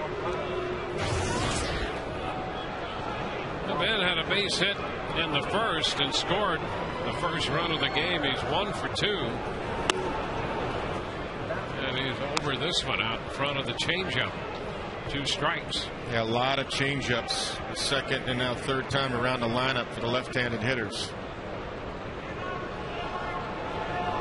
Gonna come right back with it. 1 ball, 2 strikes. See, Carmona wants to work so fast. You see Redmond probably 7 or 8 times using his hands to say, slow down, don't rush it. And strike 3 called. That one caught the outside edge. So back-to-back strikeouts here in the home half of the 5th. Don't forget the Corona Beach Bar can host your group. It's an exclusive up-close and personal environment during the Rays game. Enjoy great seats exclusively for your group. Reserve the Corona Beach Bar by calling 888-FAN-RAYS or emailing group sales at raysbaseball.com. Want to know the count to Crawford.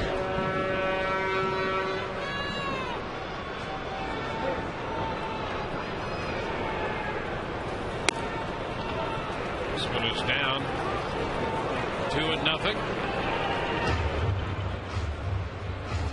Now Redmond's going to verbally tell him to slow down a little bit. He's flying open, rushing too much. Don't rush the end of the inning. Let your ball work for you. Let the movement create the out. You don't have to force it with power.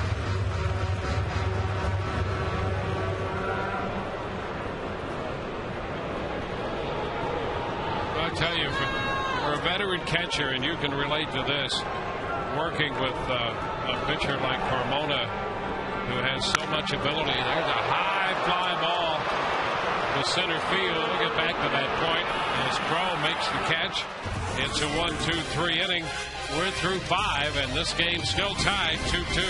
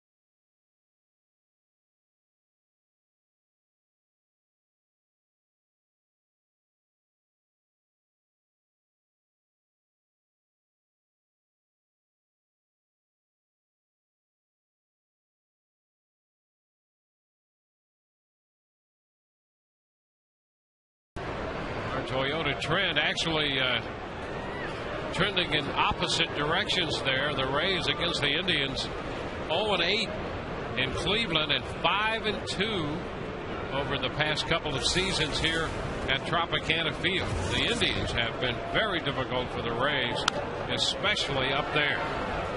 Branyan fouls the first pitch back. Strike 1. In fact, the Rays are 31-65 all time against Cleveland, and they've dropped 17 straight up there. And there's the bunt against the shift, and it's going to be a foul ball just before it got down to the bag at third, and Evan was right there to pick it up. So Branyan was going to bunt his way on for a base hit there. He had a break there. It looked like when it hit that turf that it was going to stay fair. And if not, it was going to stay fair inside the bag before it rolled to foul territory. And it hugs it and then kicks off about 3 feet before the bag. Yeah, Branyan bunted it with a little too much English on it for his own good. 2 strikes the count out of Branyan. I've seen Carlos Pena do that once in a while, leading off an inning. Swing and a miss. That takes care of Branyan. He got him on a change. Second strikeout for Neiman. Let's go to Todd Callis. Todd? Dwayne, thank you so much. Andy Sonnenstein right in front of me going over some of his notes. Now, those are pitching notes, but he loves to hit. Knows exactly 1 year ago today that the Rays had 2 third basemen listed in their lineup. Evan Longoria was supposed to DH, but he and Zobrist were listed at third, so Longo was out of the lineup. Next thing you knew, Andy Sonnenstein was batting in the 3 spot where Longoria was supposed to be. And here's a ball drilled into center field, and B.J. Upton can't make the play. B.J. got a glove on it as it rolls to the base of the wall, and Peralta's going to go for 3. Good throw might get him. Oh, he got in there. And one hopped in to Longoria. It was close at third, and Peralta is in there safely. That'll be 3 bases for Peralta. B.J. just did miss that. He almost made another great play. Gets it back in. Brignac with a strong arm. Good relay. One hop. Evan Longoria. And I think Evan got it in the hand, too, as he barehanded that, tried to make the play. He just did get in there. So Peralta has a 3-for-3 night. He continues his hot hitting as he always seems to manage against Rays pitching. So I'm done. He's at third, infield in, and Mike Redmond is at the plate. And a swing and a miss, strike 1. I've seen Redmond go the other way twice. A little blooper over Carlos Pena's head his first at bat, and a little tapper to Carlos. And a ball that should have been a 3-6-1 double play.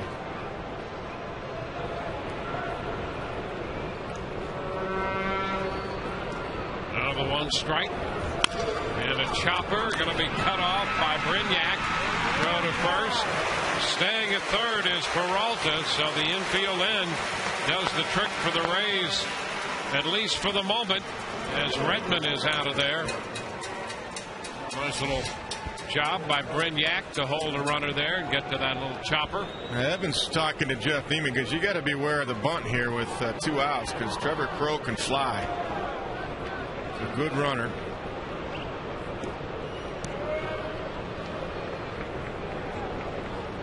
Crowe had a base hit into right. In the 4th inning, he's 1 for 2. I need some Crowe, baby.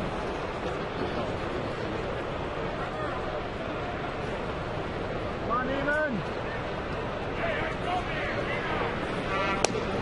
This pitch is a strike. That's a good one right there. Good bite on that one. Nice curveball.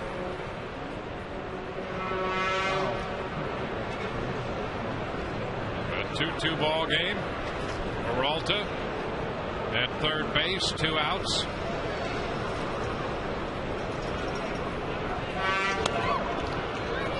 One and one.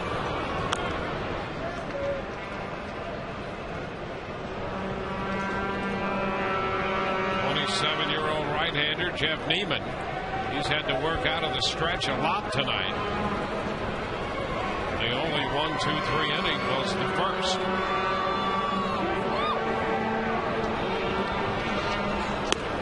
And pitches away. 2-1. Crowe 4 for 8. Start of the year at Columbus was hitting .244 there. It was been up a couple days now. We called on the 15th. And a line drive base hit punched through the middle. Alta scores to make it 3-2 Cleveland as Crow picks up his second hit of the night.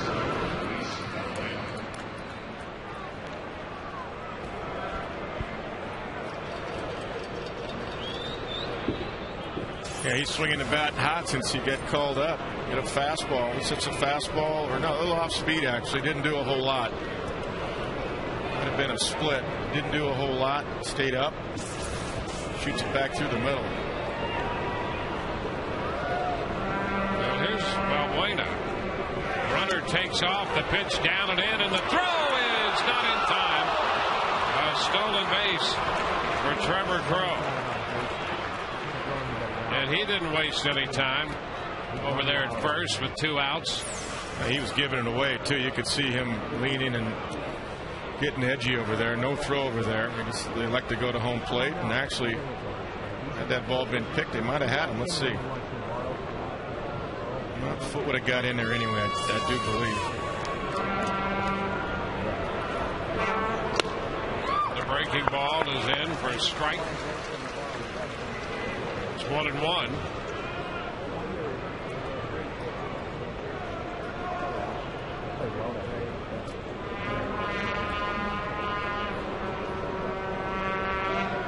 Valbuena has walked and singled in a run since he replaced Cabrera. That catches the outer edge, and it's 1-2.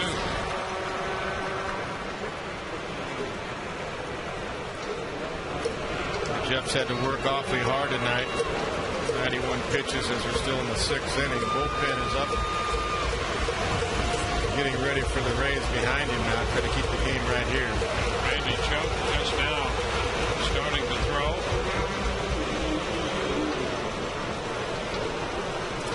There he is.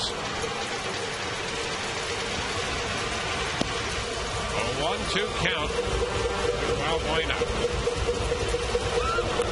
And he got him. A swing and a miss on the slow curve. That retires the side. Indians take the lead, 3-2 ball game.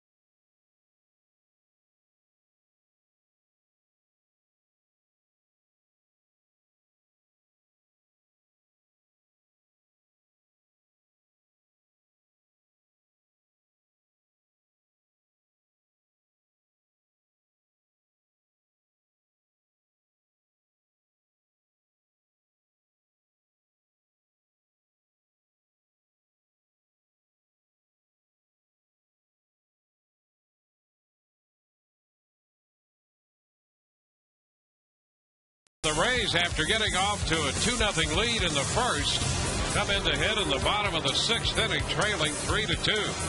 And Evan Longoria leads off. First pitch is a fastball, missing, ball 1. Evan singled into right field, driving in a run in the first. He struck out swinging in the third. That put a little close, and it's 2-0. In fact, the Rays have not had a hit since that first inning. That base hit by Blaylock, that's the ball in which Cabrera was injured. That's the last hit the Rays have had.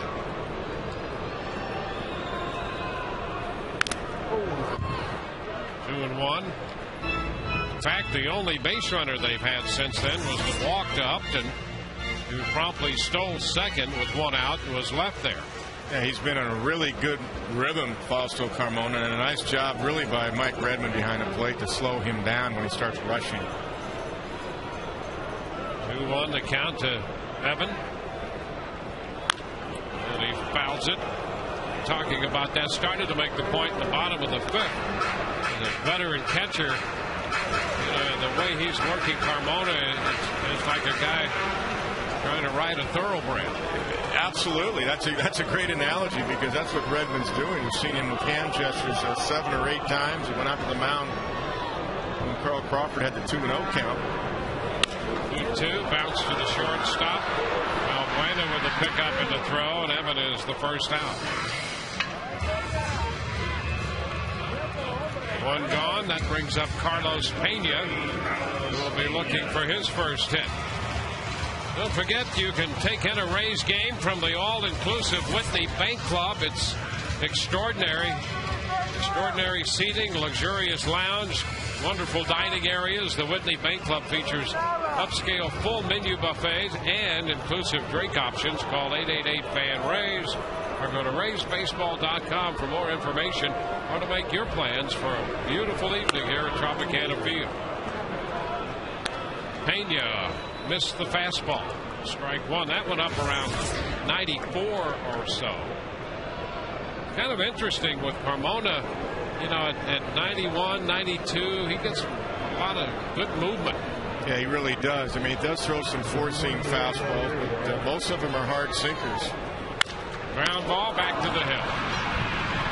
And the toss over to Branyan. So 2 outs in the 6th. Number 9, Hank Blaylock. 2 up, 2 down. So retired 7 in a row. An earlier stretch of 9 straight. And he's retired 16 of the last 17 to face him.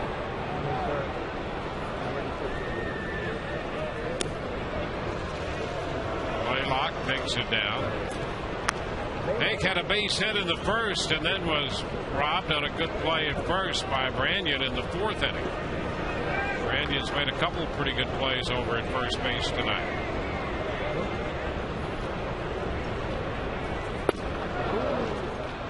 One and one.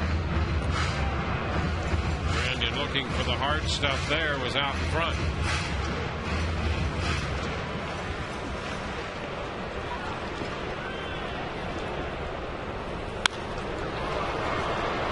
Two.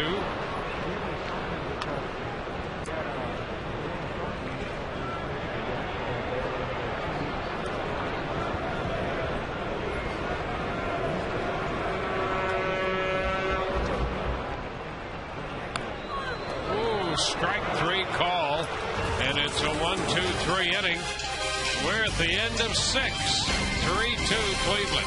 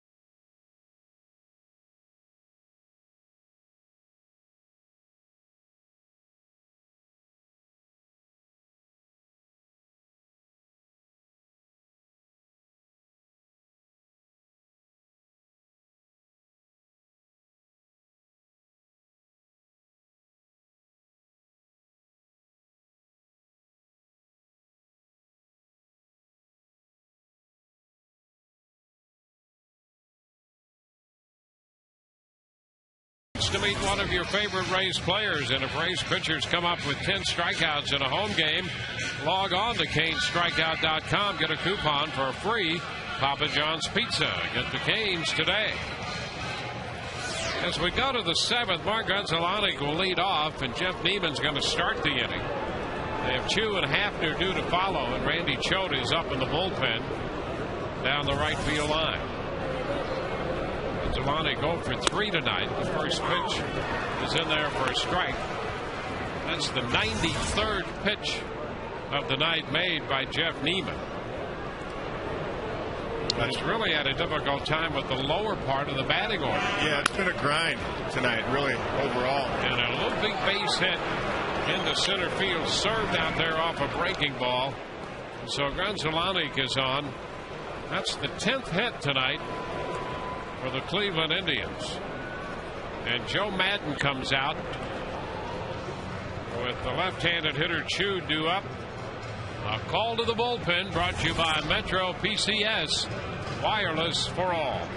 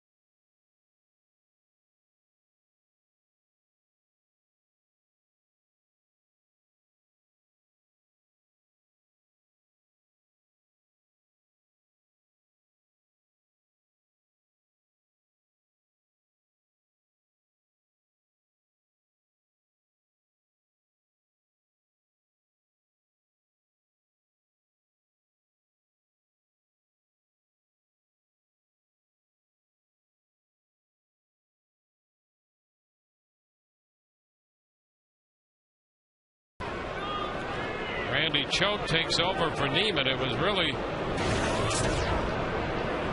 a tough night for Neiman in terms of effort. He really worked hard tonight to go 6 innings plus. Here's a guy who in his last 27 starts has gone 12-2. He's been outstanding. I mean, it wasn't his best outing for command tonight, but you got to give him credit for the grind of it. I mean, he was battling. He got a couple double play balls. Well, the first pitch to Chu from Choate is a strike, and so he really did compete tonight and departs down 3-2. So we're hoping the Rays can hold Cleveland right here and come back tonight.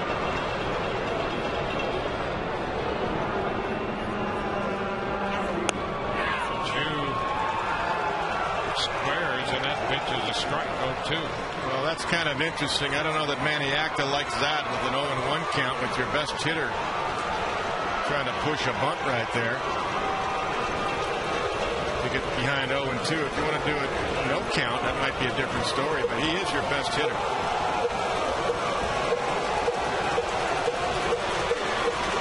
He's the guy you want swinging the bat. The slider got him. An 0-2 slider, and Choate strikes out Chu.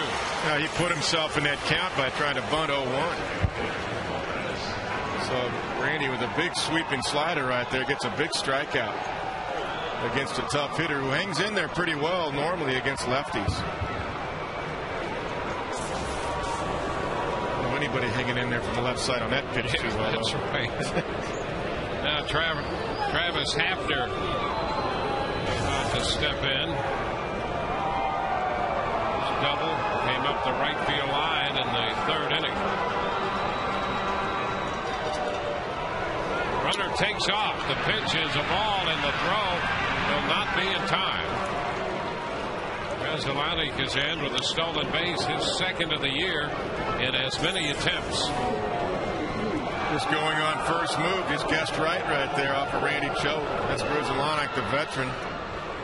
Mark's been around a long time. A good career in the National League, especially with Montreal, and then later on the Dodgers. Second stolen base, and one thing Maniac is doing too, he's trying to create more with this Indians offense, so he will run once in a while. That's a strike. It's 1-1. That's twice first pitch the Rays have gotten caught without even a throw over to first base. Joaquin Benoit throwing in the bullpen.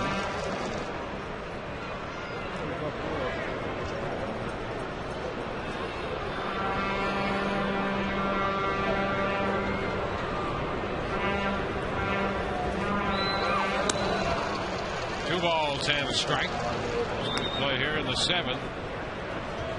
After 209 against left-handed pitching. The point you made about Chu hanging in there, you know, he was hitting 295 against lefties. Yeah, well, what that bunt 0-1 told me is he doesn't like those guys, or at least Randy's stuff, dropping down like that.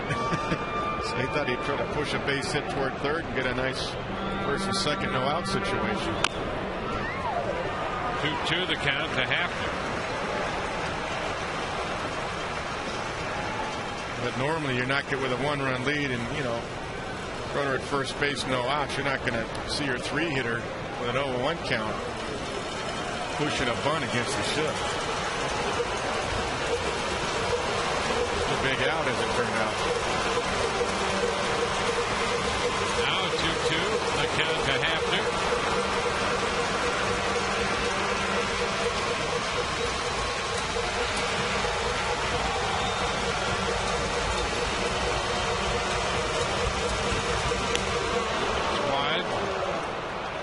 Full count.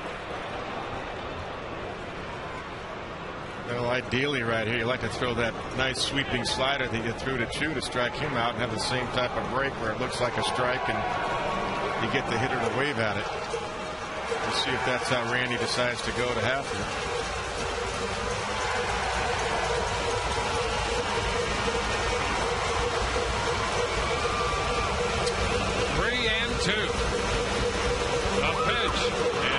Him inside to a fastball. So that puts Cleveland runners at first and second. Austin Kearns is due, and Madden's out of the dugout looking toward the bullpen. So he's going to make the call for Benoit. He'll be pitcher number 3 for the Rays, and we'll see him when we return.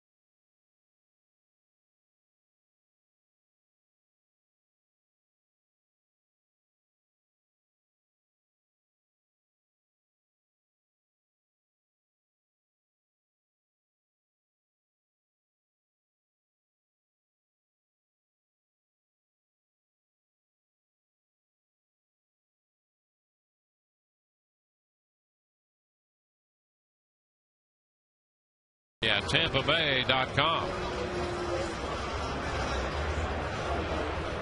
Joaquin Benoit gets the call with men at first and second and one out. Benoit worked in the first game of the Seattle series here Friday night. Came in with a man on and left him that way. Got one full inning under his belt. He's thrown well. He has thrown well. He's got a good fastball in the mid-90s. Good changeup and a slider. Just got to be careful on Austin Kearns. You can throw a fastball, but you better locate it because he can jump on that. Kearns has the hot bat. And the pitch is a strike, a fastball. Down. Did he ever locate that? 94 at the knees on the outside corner. Beautiful pitch to get the sequence started here. Kearns has a double, a walk, and a strikeout tonight.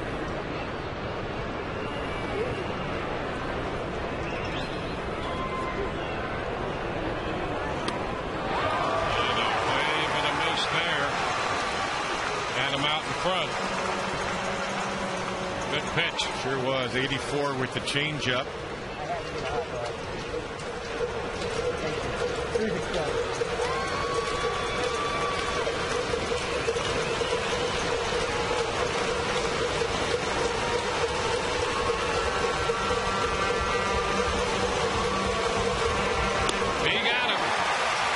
Struck him out, came right back with it. He got ahead with a fastball and then changed up on it. And the key was he had great fastball command on the first pitch to get 0-1. And look at the bottom fall out of these changeups. Great pitch by Joaquin. Look at that. Kearns swinging right over the top of it.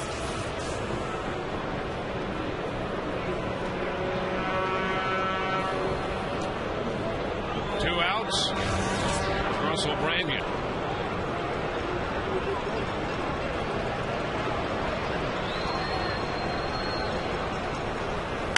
And a ground ball outside of first, foul.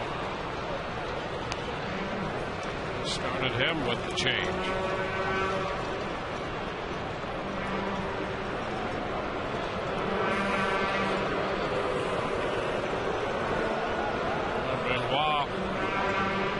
Facing Branyan.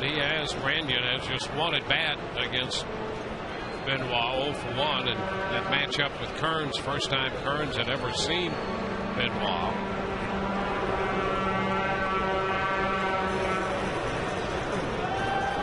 Step back. Rizzomatic bouncing off the bag at second. Shift is on for Branyan. And Rizzomatic is not that quick that he's going to steal in this situation. You don't really have to worry about him.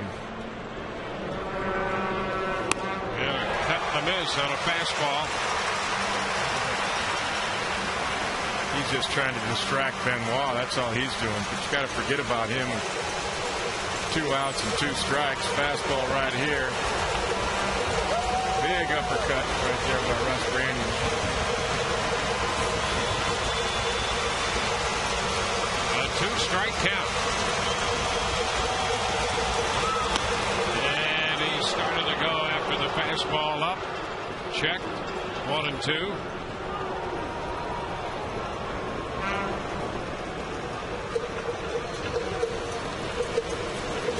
Rizzomatic, who singled, is at second. He swiped the bag. After walk, 2 men on, 2 men out. It's 1-2.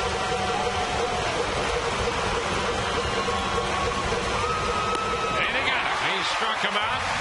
So a fastball by him. That retires the side. We go to the bottom of the 7th. 3-2 Cleveland.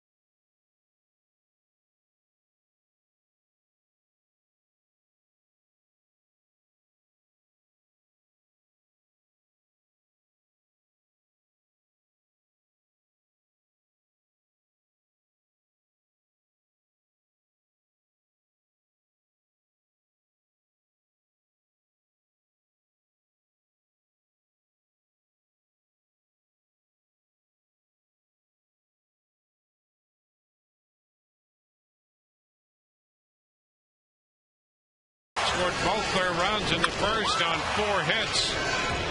RBI triple by Crawford, the base hit by Longoria, but boy, has he settled in since then. He's retired 17 of the last 18 men to face him.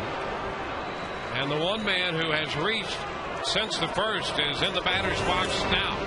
B.J. Upton walked back in the 4th inning. Stole second and was left in scoring position out there. 1-0 the count here to Upton in the bottom of the 7th. And he hits a high fly ball straight down the middle to center field. Crowe, though, has plenty of room and makes the catch about 3 steps from the track. Aaron Laffey is busy in the bullpen for Cleveland.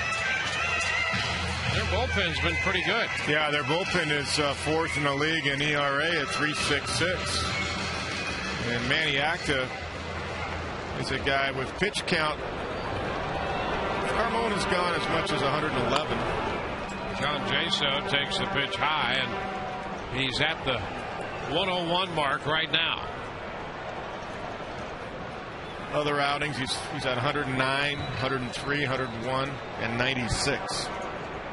And this one is popped up third base side. Peralta in the coaching box, now back a couple steps to his left.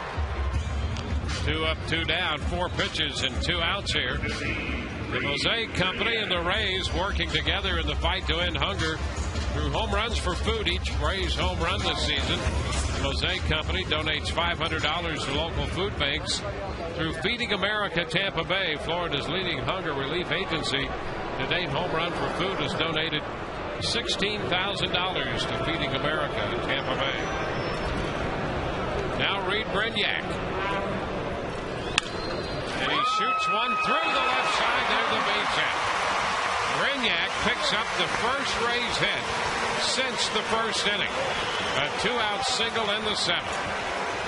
Well, I think the good news is the grind of the Rays pitching staff has kept the game here at 3-2. Jeff Neiman didn't have his best stuff, but only gave up 3 runs, and the bullpen has kept the game right here at 3-2. So as well as Carmona has thrown, I mean, the Rays have a chance with a double here or even a home run to take the lead. Willie Ibar is going to pinch hit for Sean Rodriguez. Sean had gone 0 for 2, and now Ibar will get the call. Willie was the hero here Saturday when he hit the walk-off home run. And that gave the Rays a 3-2 victory over Seattle. Now he'll face Carmona.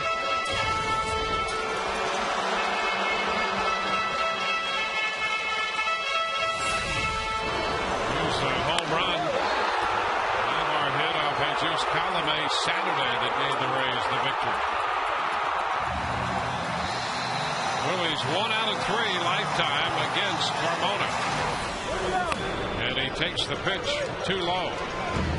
No ball and no strikes.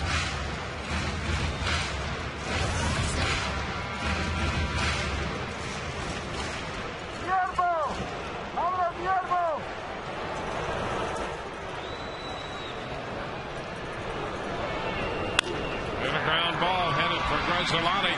He bobbles it.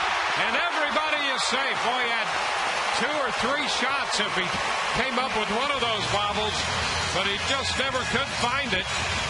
And now the Rays have men at first and second. They're still alive. Boy, he sure did. He had 2 or 3 chances. Exactly right. Ibar not a burner, as we know, on the bases. And he will come out now for a pinch runner, and now the go-ahead run is at first base. Bartlett will run for Ibar. There's Grzelcyk. You know, it hugged the dirt right there, and in the last hop, it did hop up on him. To Mark Grzelcyk, he kept the glove down because it hugged the dirt, and then it hopped up on him, and that's what bit him in the heel of the glove. So Manny Acta comes out here. The Indians are going to make a pitching change. We'll be back in just a moment. 3-2 Cleveland right now.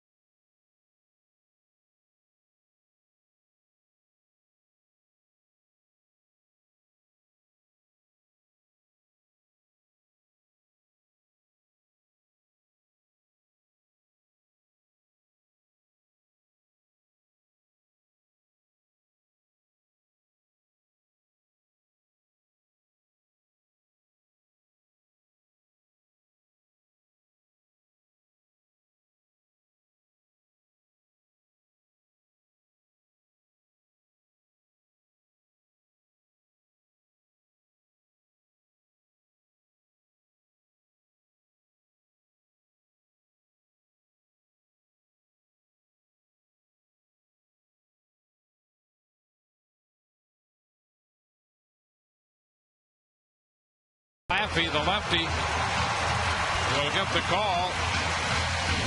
Then Zobrist will hit against him. He'll turn around and bat right-handed. Laffey's on for the 16th time.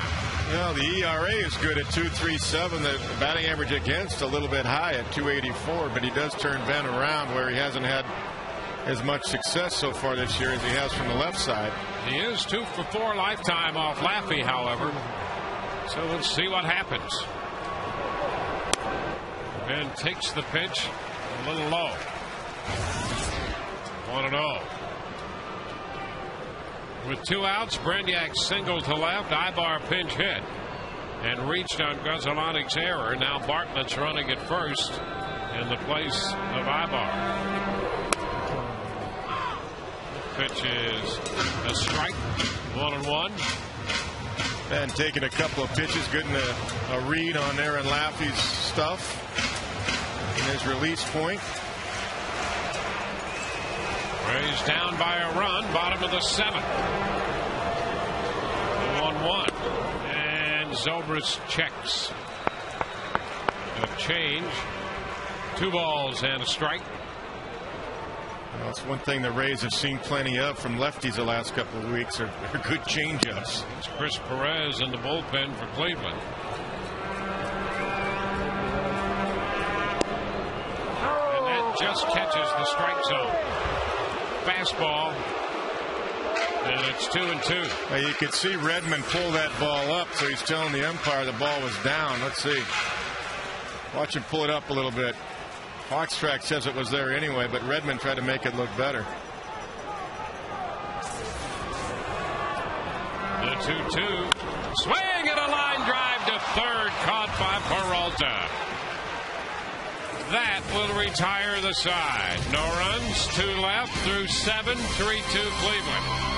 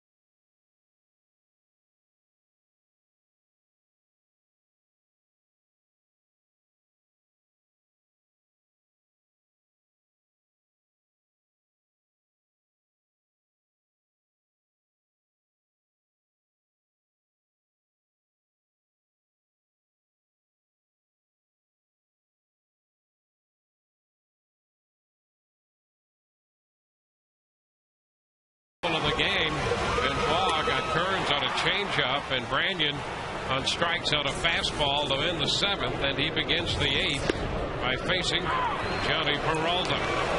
First pitch is a strike to Peralta, and he starts Johnny off with a slider right there. He's got the 3 pitches, and so far since he got called up, he's shown excellent command. 1 ball, 1 strike.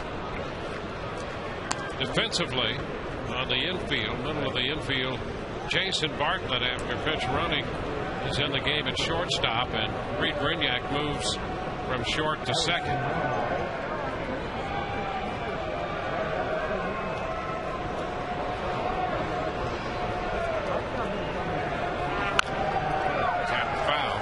The middle part, or I should say, the bottom part of this order gave Neiman the biggest problem. The 7, 8, and 9 hitters went 6 of 9 against Neiman. Drove in a couple runs and scored 2. It's Peralta, Redmond, and Crow. The other run driven in by Valbuena, who moved into the leadoff spot when Cabrera was injured.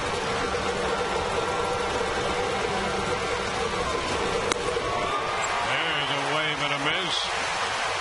Peralta chased that one.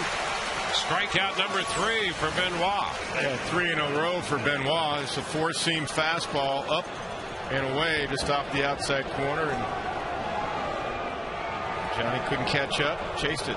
Oh, that fastball really ran. Sure did. Right away from Peralta.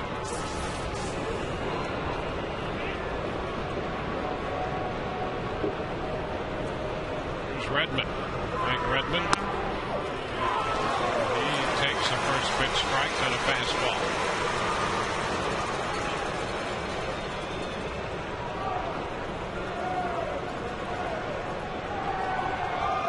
Rays have been out hit 10-5 and they trail 3-2. There's another strike. 0-2. Good command of the fastball. Good velocity to go with it. 94.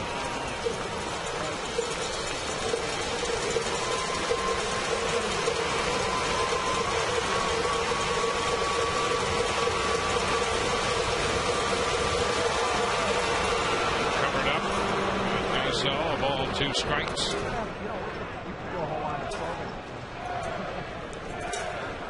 This has been a 3-2 game since the 6th. The Yankees have a 7-6 lead on Boston in the bottom of the 6th inning in New York. At one time the Yankees led 6-1. Now they lead 7-6.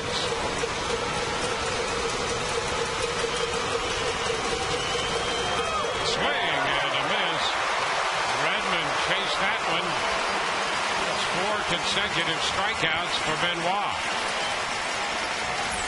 He's showing really good arm speed on the changeup after a 94 fastball, the bottom falling out with the changeup.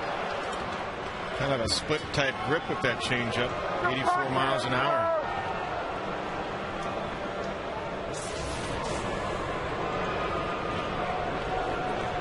Now it's Trevor Crowe, who is 2 for 3. He drove in a run with a base hit to center in the 6th inning. RBI is the difference in the game right now. Boy, he tried to catch up with that fastball up and couldn't do it. Strike 1. Benoit hit 95 with that one.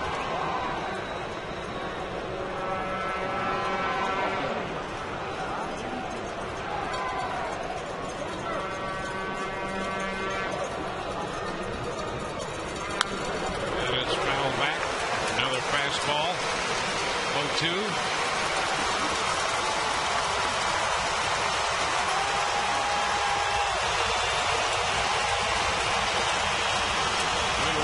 Ahead of every hitter.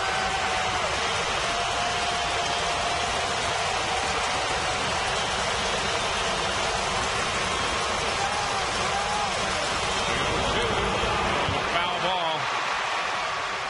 Crowe got just a little bit of that one. Managed to foul it back into the left. Another good off-speed pitch. Bottom falling out.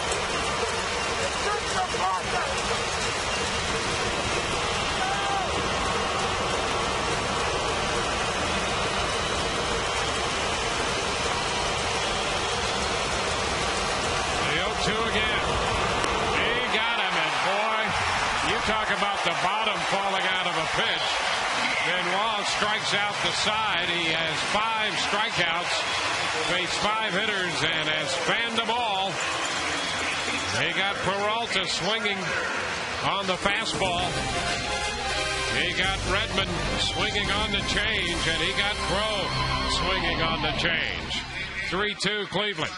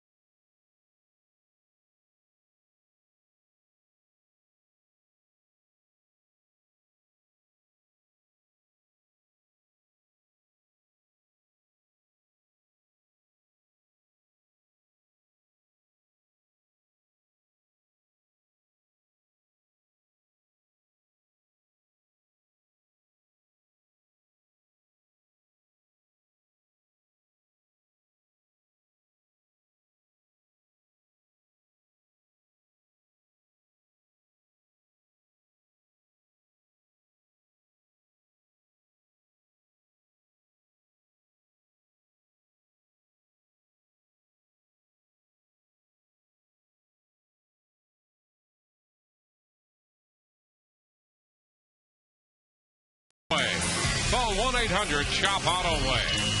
By Checkers, little place, big taste. And by Tobacco-Free Florida. Escape the addiction of tobacco. Be free. Visit FloridaQuitline.com. On to the 8th inning we go tonight at Tropicana Field before a crowd of a little under 19,000. Carl Crawford leads it off against Aaron Laffey, and there's a base hit. Into left center field. Crawford will turn first, head for second, and he will make it standing. A leadoff double for Crawford here in the bottom of the 8th. Well, the Rays have been charging back all year long in the 7th, 8th, and 9th innings. There's a start in the 8th tonight. Let's take a look at the pitch from Laffey. It's a fastball up, 89 miles an hour. Carl stays inside it, doesn't try to pull it. He shoots it in the gap, and he's looking too right out of the box. And he's in there with a stand-up double. So a two-base hit by Crawford. Pitching change here for the Cleveland Indians. Back in a moment.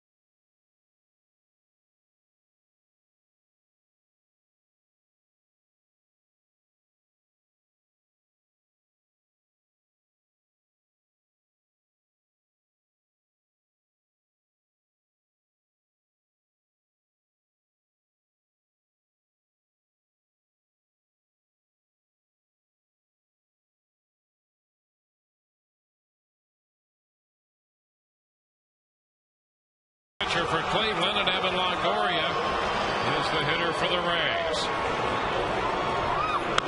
And the first pitch, he got a fastball and fouled it straight back, strike one. Oh, he got a pitch that he liked too, 95 in the wheelhouse.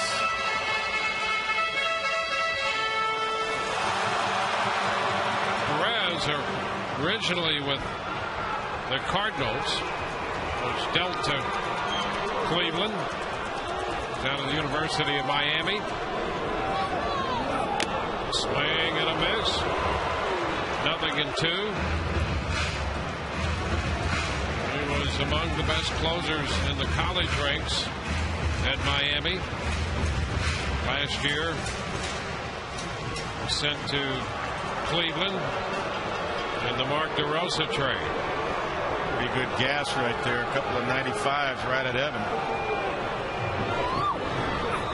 And a swing and a miss. He powered him up right there on 3 fastballs in the mid-90s. He sure did. And sitting on the outside corner is Redmond. It's on the outside corner, a little bit up in the zone, but definitely a strike. And Evan trying to extend, couldn't reach it. Couldn't catch up.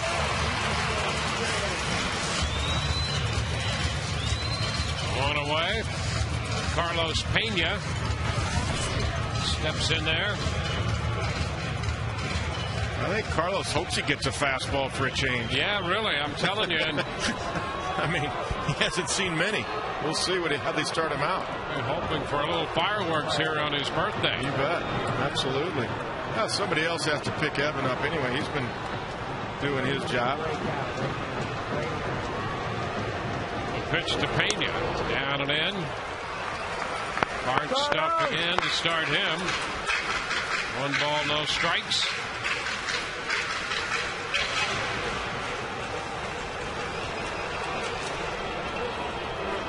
Couple of good power bats here back to back from Pena and Blaylock from the left side.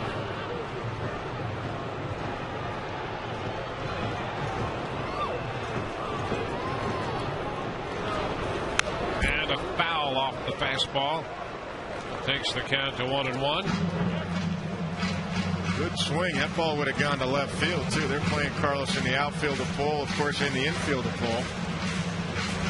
Heard Derek Shelton, as you take a look at the defense of the Indians, heard Derek Shelton talking about staying up the middle more, using the field, trying to stay on the ball better for Carlos Pena. A 1-1 count to Carlos.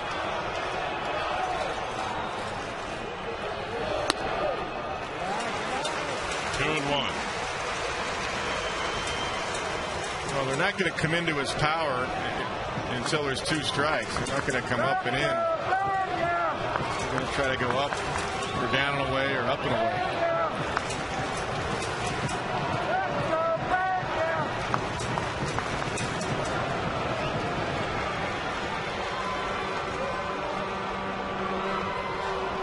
Crawford double to open it. Longoria has struck out. 2-1 to Pena.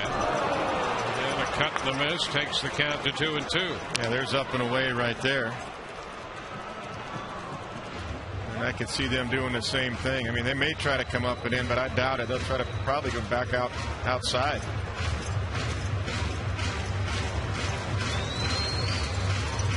A lot of hard stuff here so far from Chris Perez.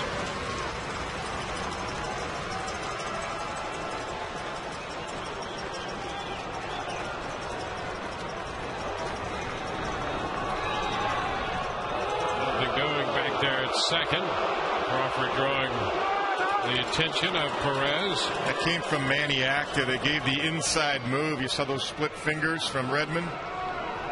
That came from Manny Acta to give the inside move, which is what Perez did there. Modified inside move, just in case Crawford's trying to steal third on this 2-2 count. 2-2, and it's a popper. Short left. Kearns coming on. Adjusts and makes the catch. 2 gone. That one almost a mile high, it seemed. Pena is the second out. Yeah, they continue to stay away. Just got underneath it. Hittable pitch for Carlos. A little bit underneath it right there. You see the uppercut. Now it's going to be Hank Blaylock.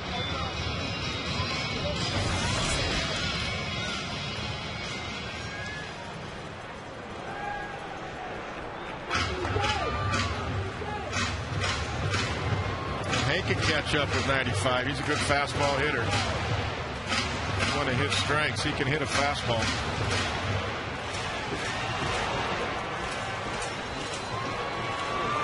Blaylock singled back in the first. He's 1 for 3. Something other than a fastball appeared to be the slider. Yep. 1 ball, no strikes.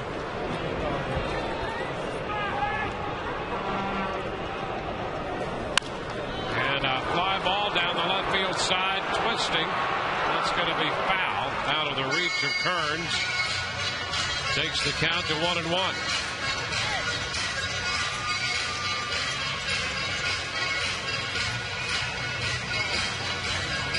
Perez, the third pitcher tonight for Cleveland.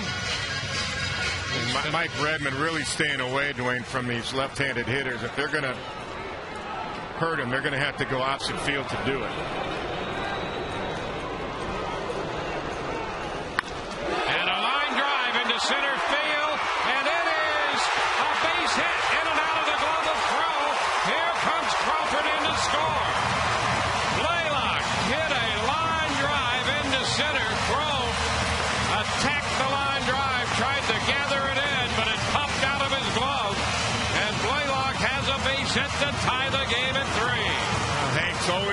good fastball hitter, as we just touched on, and he got a pitch out over the plate, and he went with it. Look at this pitch. That's a beautiful line drive swing. Fastball outside corner.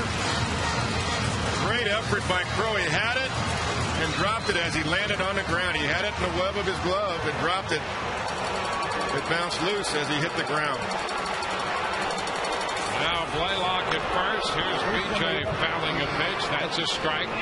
A slider. You know, Blaylock is now 3 for 6 lifetime against Perez. And boy, he smoked that one. And Crowe almost pulled off a great catch out there.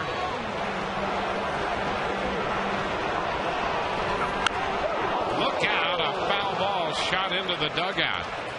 It went right past Madden and Davey Martinez. Well, Crowe had it. I mean, he did a great ball play to get to it. Okay, wow.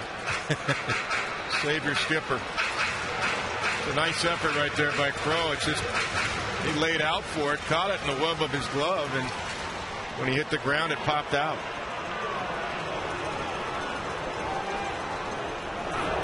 And a swing and a miss. A fastball by Upton to retire the side, but the Rays get a run. At the end of 8, we're tied 3-3.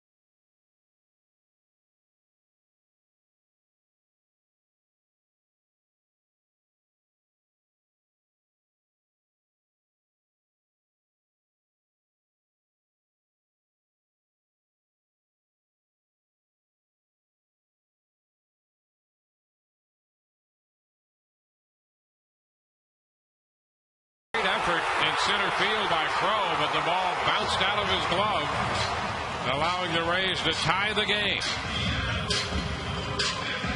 So we go to the 9th. Rafael Soriano is going to be the new pitcher for the Rays. Pitcher number 4.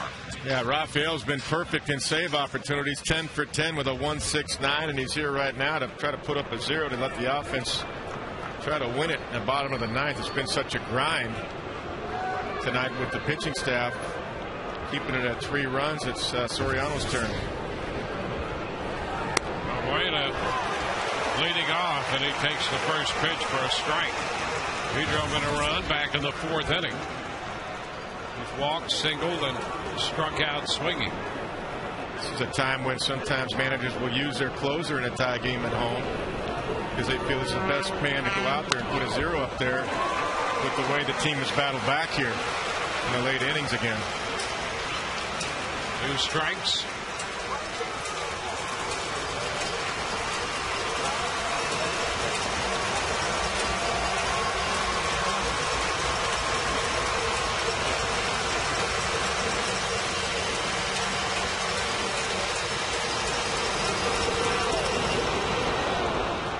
One ball, 2 strikes here.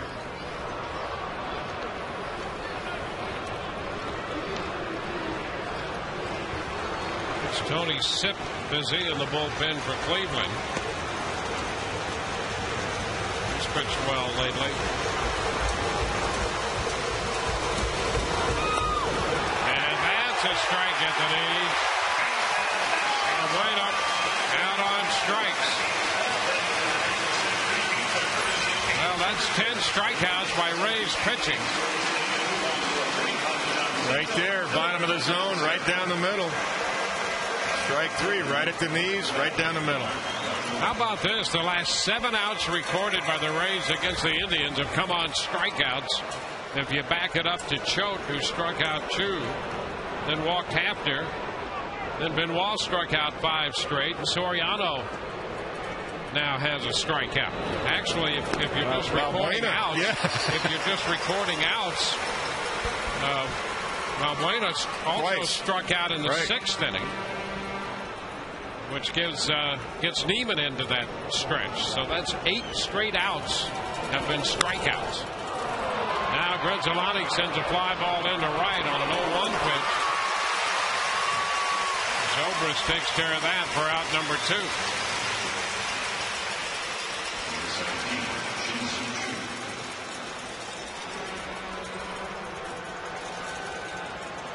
2. 2 gone, base is empty, and here's Chu.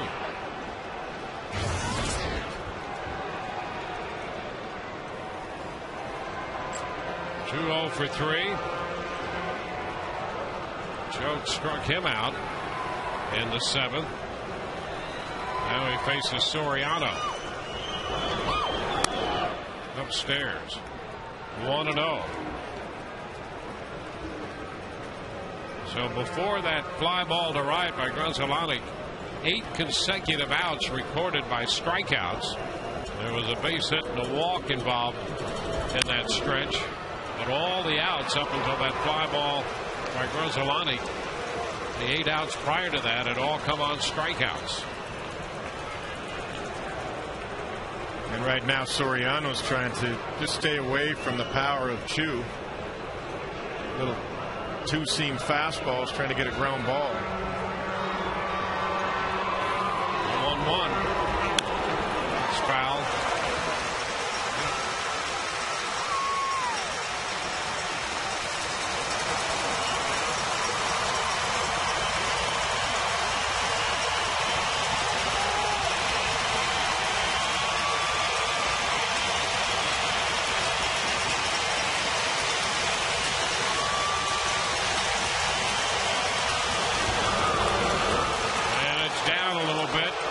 Soriano's trying to walk off the mound there. He thought he might have had a strike. Yeah, I think it fooled Chu right here. This is a slider. Across the plate at the knees, back door, outside corner. He did have a strike, didn't he? Yeah, sure did. And a fly ball into center. Upton is there waiting for it. He's got it. 1, 2, 3, go the Indians. Jaso, Brainiac, and Bartlett do for the Rays. We're tied at 3.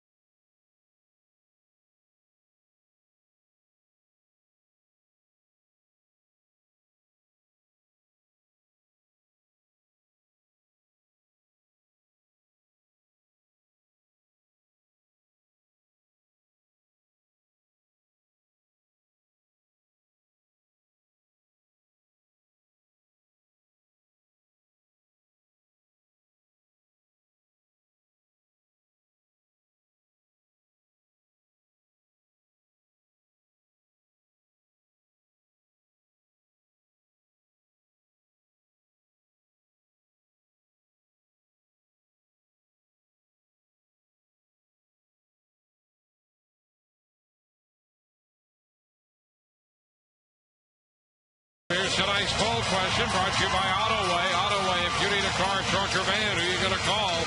AutoWay. Call 1-800-SHOP-AutoWay. Message and data rates may apply.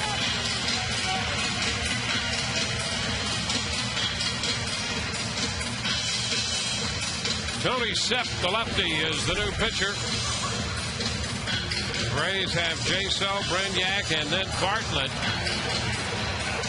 And Sepp has a pretty nice little run going for himself. 18th appearance and a 180 earned run average. Yeah, they've got some power arms in that bullpen. Tony Sepp is one of them with 16 strikeouts in 15 innings. So let's see what the Rays can do here in the bottom of the ninth.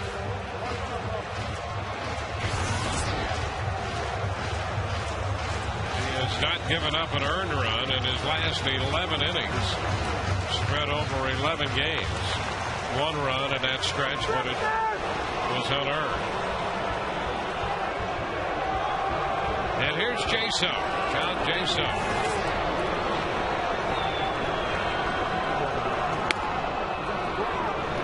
Pitch of the strike. A little respect of Jaso's ability to hit a fastball right there, starting him off with a slider.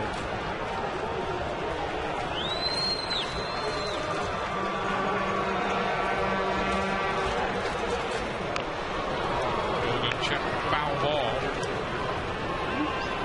0-2.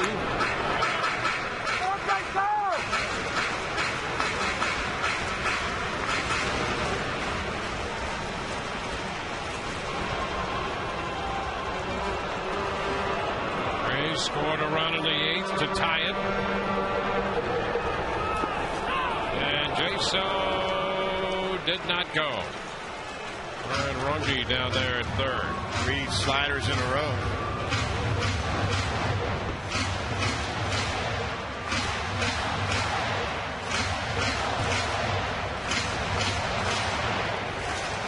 Sepp out of Moss Point, Mississippi. Pitched at Clemson University. 2-2. Well, at least John's seen his 2 main pitches now, the 93 fastball and the slider, about 82 miles an hour.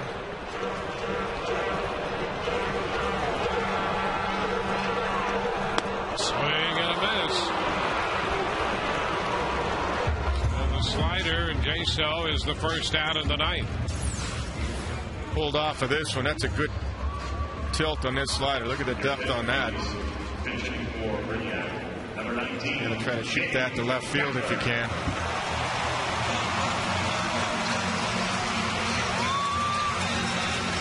Now it's going to be Gabe Kapler to pinch hit for Brignac.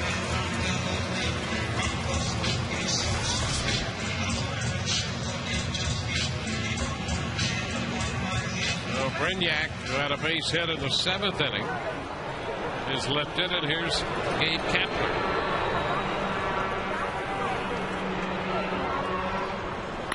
And a one-hopper to third. Peralta's got it, and the throw to first in time.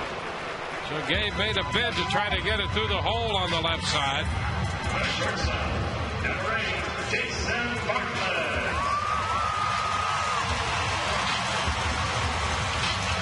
Now Jason Bartlett.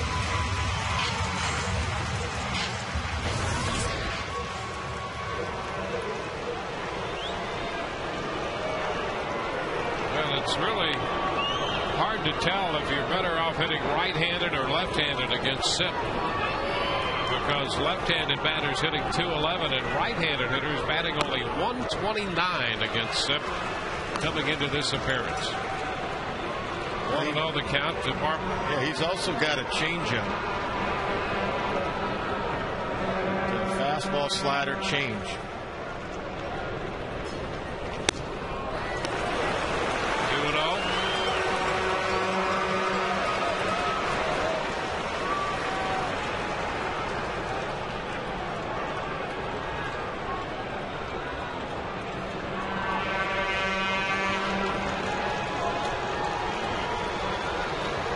Looking at him for the first time.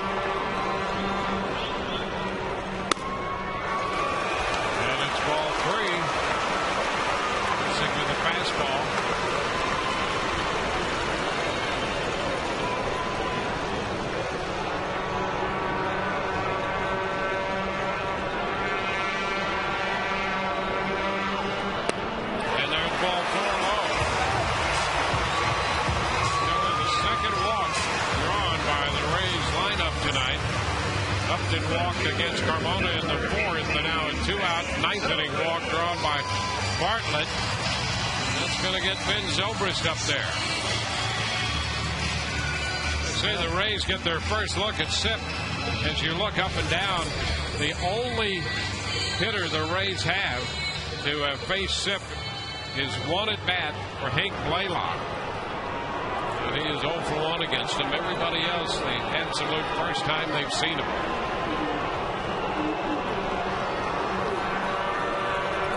Here's Ben.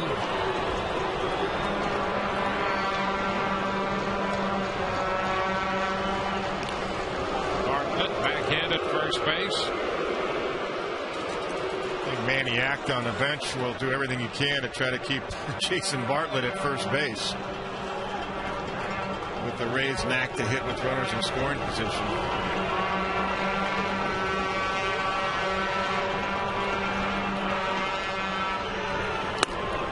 Pitch is high. 1-0. We said the Rays haven't seen Sip. We haven't seen him a lot, but the reports are he could be tough to run against. And he made a little throw over there. Then he had a pretty big late kick, which if you guess right, you'll be into second base. But I think you want to give Ben a chance to find a gap early in the count. Late in the count, get 2 strikes on a different story. Terry Wood up again in the bullpen for Cleveland. Tim Belcher, their pitching coach, spending a little time on the mound with Sip.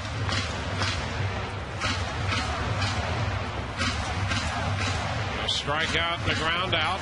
Then the walk to Bartlett. 1-0 the count on Ben Zobrist.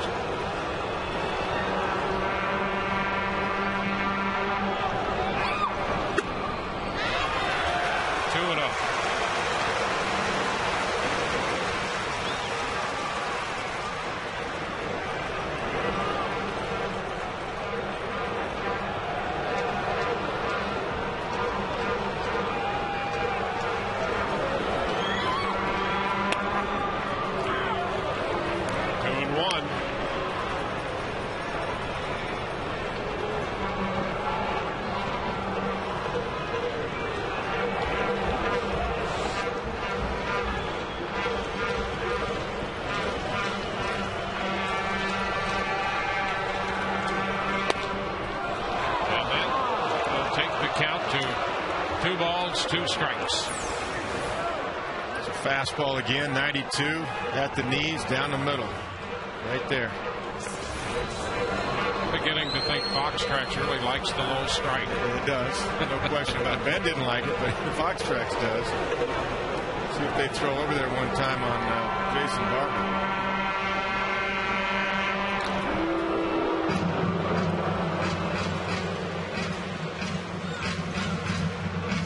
If you're going to throw Ben a slider in the dirt, this is the time to do it. Or if you think you can paint a fastball away, then so be it. But it's a good running count nonetheless.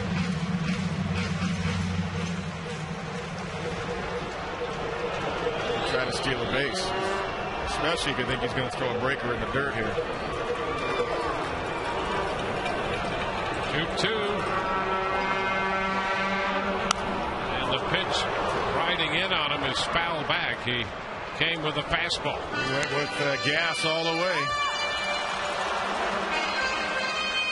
Staying away with the fastballs until that one.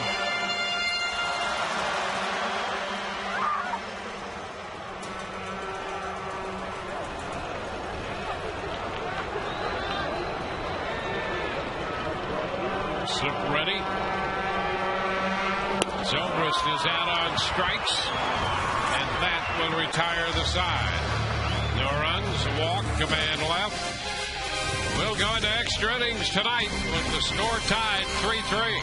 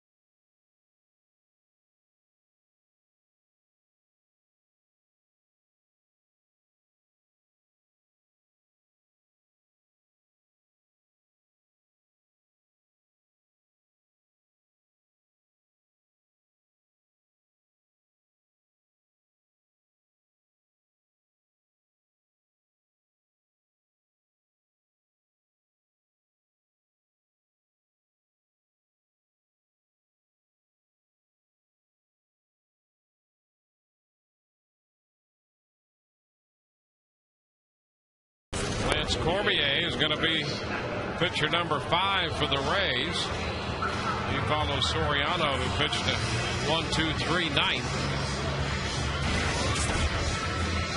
16th appearance for Lance. He'll be in his 16th game. That's right.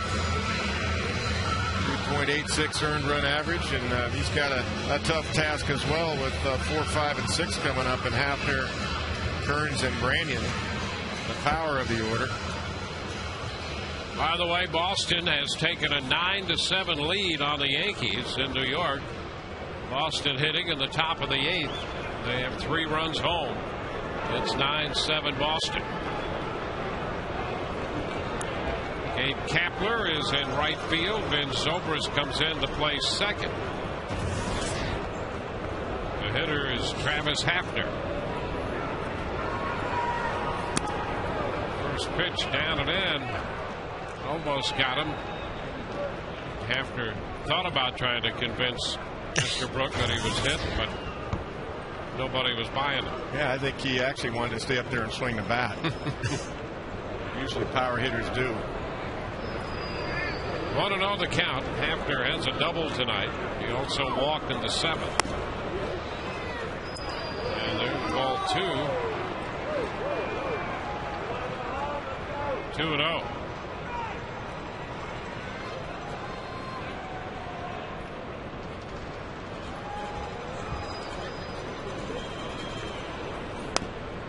There's a strike.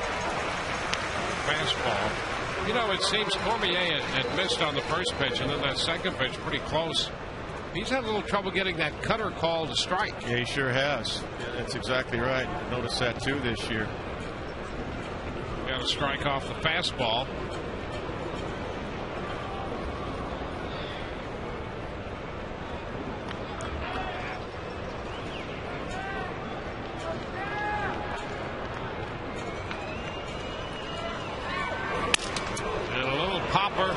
Chased by Bartlett. That's going to fall. A base hit. So Hafner drops a single into short center field. The Indians put their leadoff man on in the 10th.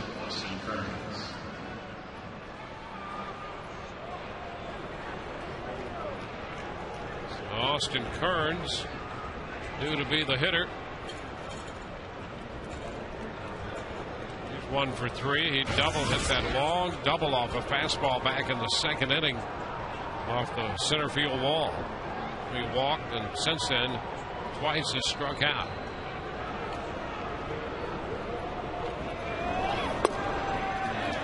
There's a strike.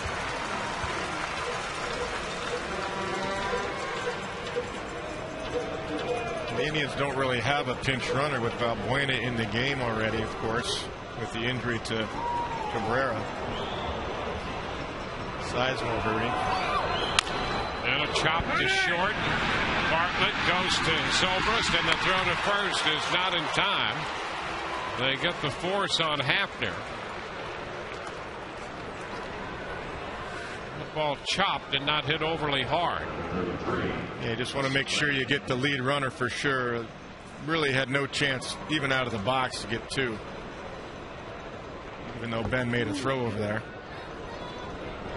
Zobrist at third. He's a third, or at second. He is the third second baseman the Rays have employed tonight. Rodriguez started there, then Brignac moved over there in the 8th, and now Zobrist in the 10th. And here's Branyan. So Branyan.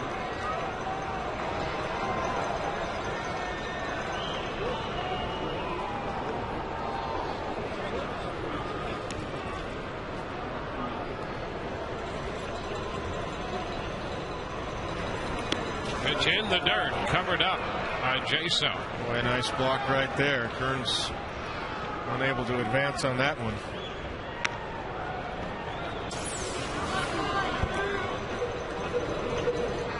Dropped that one about 55 feet in front of the plate right there. Nice block as it bites back on the breaking ball. And come back to your left if you're the catcher. That was a nice job of turning in by Jaso. First, and back in is Kearns. And I think Cormier was not comfortable where he landed on that pitch he threw into the dirt.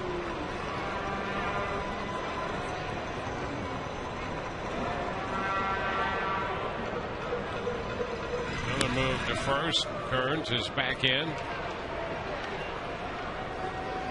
Well, it's actually smart because Kearns will take a base here and there, and we've seen Manny Acta run a couple of times tonight without the Rays throwing over to first base. So you got to keep Kearns honest. That's the go-ahead run right there. Branyan hits a high pop fly, right center, and Upton's going to make the catch. 2 gone. Still at first, Kearns. Peralta is due. Madden is out of the dugout. So with Peralta coming on, there will be a call to the bullpen here. Dan Wheeler gets the call, and we'll be back in a moment.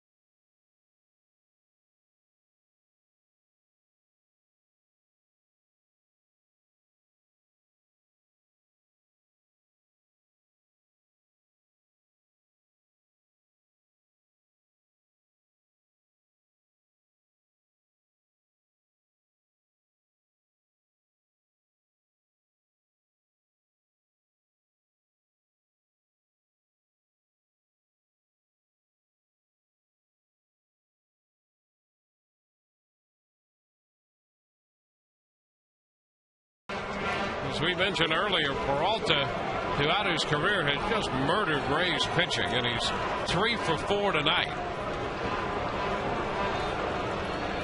Tripled and scored his last time. And the pitch is a strike at the knees. And Madden goes down the line. He had Cormier in there with a couple left-handed hitters coming up in this inning, and he sees Cormier is kind of the second lefty out there, although he's right-handed, and then he zeroes in on Wheeler to face right-handed hitters. But there's not a lot of difference in the matchup between Cormier and Wheeler with Peralta. Swing and a miss.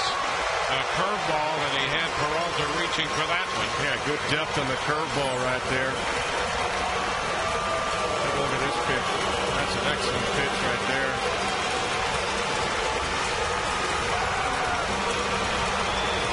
You're right. I mean, Joe's got his reasons, and he sticks by it. He's going to stick by what he believes. It's the right matchup for that particular hitter. The 0-2 into the dirt. Another stop by Jaso. That's 2 in this inning. One with Cormier on the hill, and now this one with Wheeler on the hill. And actually, if you're Manny Acta, you think maybe another breaking ball's coming, which you would expect with Johnny Peralta. Not a bad thought to put Kearns in motion if you want to take that chance. 1-2 the count. Breaking ball and a high foul ball deep down the left side, and well foul. So down 1-2. Peralta thinking breaking ball as well. Yep. This This is sometimes when Dan will throw that, hit that back door with a little nice two-seamer. Surprise you with the fastball off the outside corner. Take a shot at it. Well, Johnny's been leaning out over the plate all night long. 1-2, and he fouls this one away, and that was the fastball. He stays in there with a foul out of play back of first. 6 pitchers utilized by the Rays tonight. Neiman worked the front 6 innings plus. Choate, Benoit, Soriano, Cormier, and now Wheeler. 1-2, and that's low and away. A slider, and Peralta did not offer. 2 balls, 2 strikes.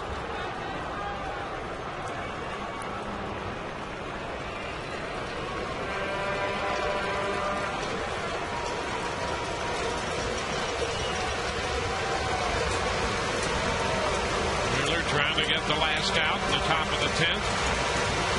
Facing a tough hitter in Peralta. 2-2. He got him. He came back through the curveball and strikes him out to retire the side. No runs, a hit with a man left. We're headed into the bottom of the 10th. This game still tied 3-3.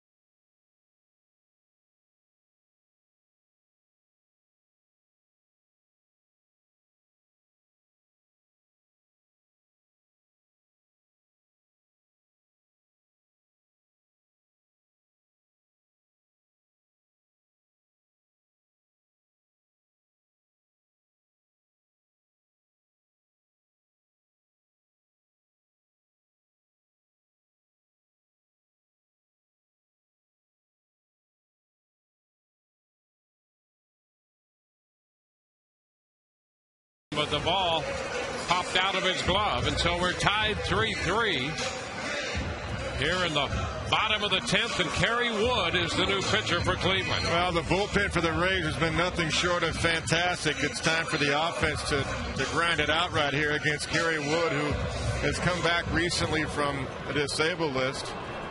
He's been in 3 games, just 2 innings pitched overall. A couple of strikeouts and 3 walks.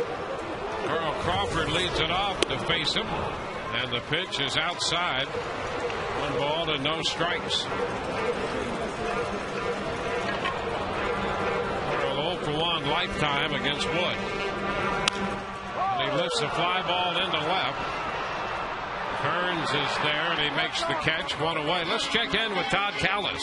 Dwayne, Andy Sonnenstein is warming up. We told you earlier, 1 year ago today, he was the big hitter in a Rays victory, 7-5 against the Indians. In that game, he got that double, the RBI double against David Huff. Huff is starting tomorrow against David Price. That's your matchup. It'll be a 1:10 start. We'll be on the air at 12:30 with our Rays Live pregame show. So not too much time in between games, guys. Back to you. All right, couple of lefties tomorrow. Here's Evan Longoria. The pitch is high. 1 ball, no strikes. Evans singled in the run in the first, otherwise 1 for 4. And he shoots one into center field. Crow cuts to his left and makes the catch. So 2 quick outs here in the 10th. That's going to get Carlos Pena to the plate. Well, Carlos has never faced Kerry Wood, so he'll do it on his birthday here tonight, the bottom of the 10th.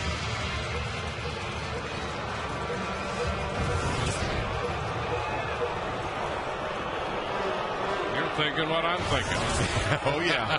I know that's true. Base is empty, 2 outs. Takes a breaking ball down and in. I think Kerry Wood was thinking that too. Yeah. Just in case.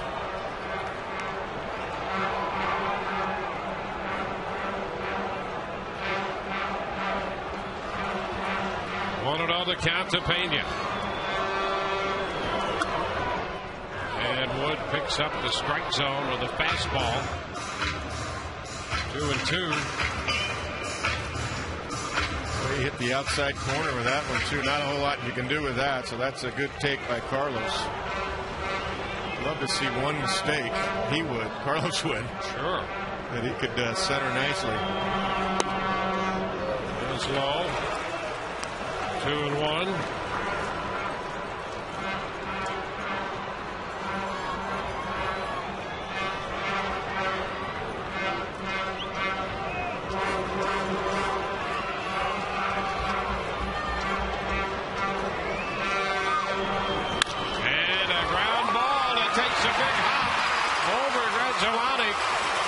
Hit into right through the shift.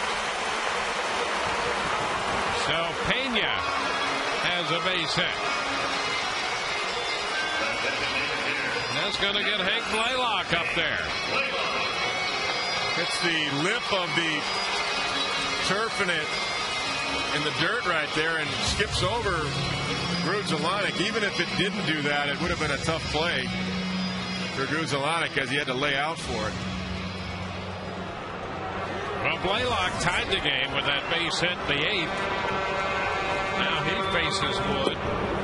And a curveball picks up the strike zone to start the sequence of pitches to the Rays' designated hitter. Blaylock 2 for 4 tonight.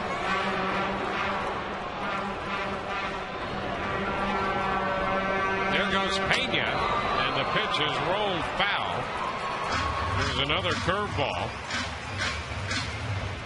The count is 0-2. Good time to go. He got a great jump. Kerry has a big leg kick. A nice effort by Carlos Pena right there. It won't take him by surprise now, but it did that on that pitch.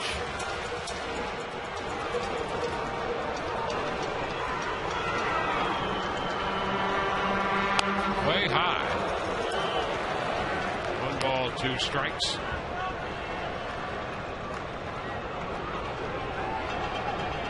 Five pitchers employed by Cleveland.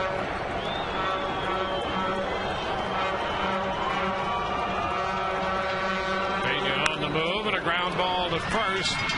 Grabbed by Brandon, who steps on the bag, and that will retire the side. No runs a hit, the man left. We are through 10, tied 3-3.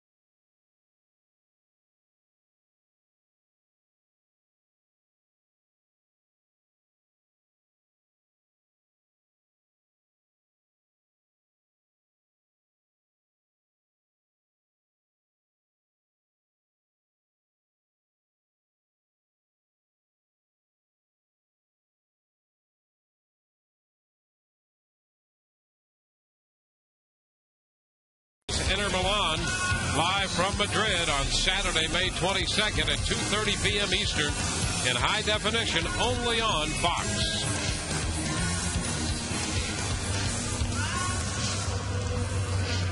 Andy Sonnenstein on for the Rays. Wheeler came on to face Peralta, struck him out to end the top half of the 10th, and now Andy's on for the 11th time this year. Yeah, the numbers are good for Andy, and his job now, of course, if it goes beyond this inning, he's going to be extended because Joe Madden has mixed and matched to the point where he can't afford to do that really anymore. There's only one guy left down there in the bullpen. That's Grant Balfour. Yeah, Andy's the 7th Rays pitcher tonight. As we go to the 10th, Mike Redmond leads off, and the pitch is a strike.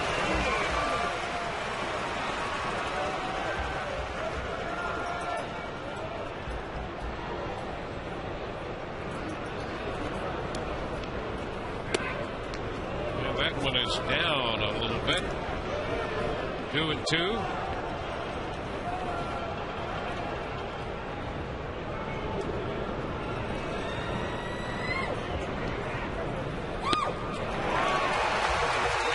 Nice action on that pitch. Yeah, right off the outside corner.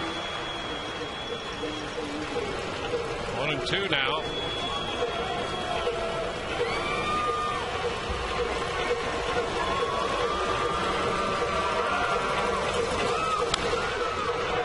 Still the ball, 2 strikes. Breaking ball. Redmond's 2 out of 3 against Andy.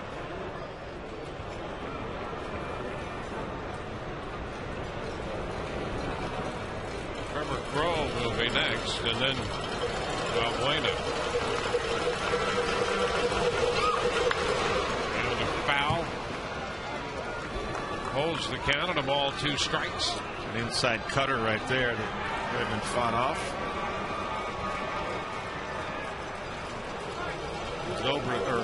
Not Zobrist. Kapler playing shallow and right because Redmond's kind of been hitting that ball that way tonight. Foul ball to stay alive, holding the count. Right there in a ball, 2 strikes.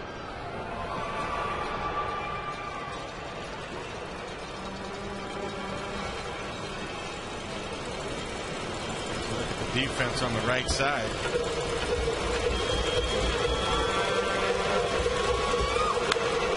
And Redmond fouls it again. Off the corner. Yeah, and that's exactly where that would have been, toward right field. Just throwing his hands at it.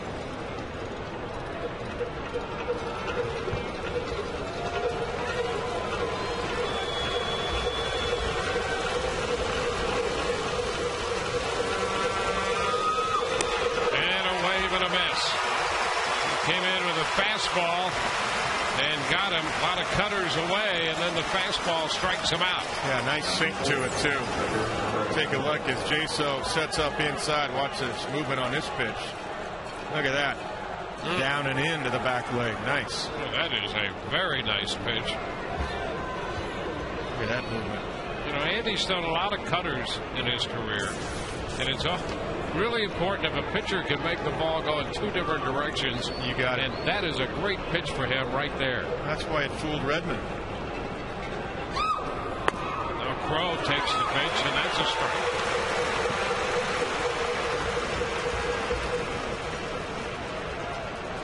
Crow 2 for 4 with a run batted in.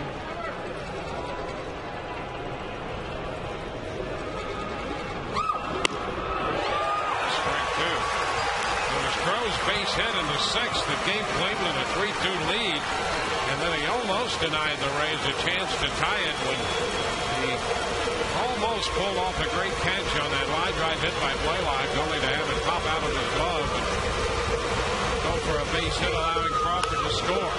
Another fly ball into right, not too deep, and Kapler is there. 2 gone, 2 up, 2 down. Andy's changing speeds and eyesight, eye level. Doing a nice job so far in the first couple of hitters. Throwing some curveballs, some cutters, some sinkers.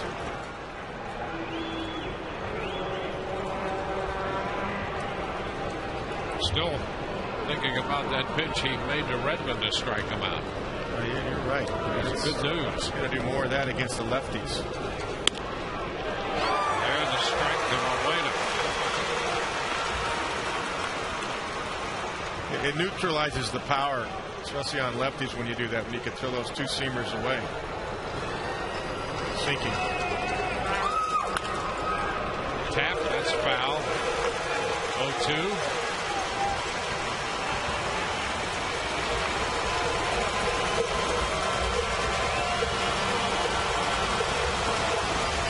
Strikeouts tonight for Rays pitching. The Indians have 11 strikeouts.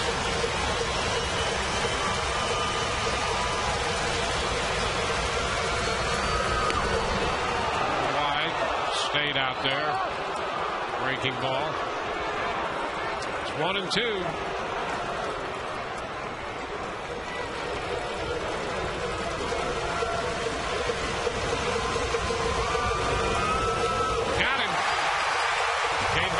Curveball and strikes out Valbuena. So the Rays will come in to hit in the bottom of the 11th inning with this game still tied 3-3.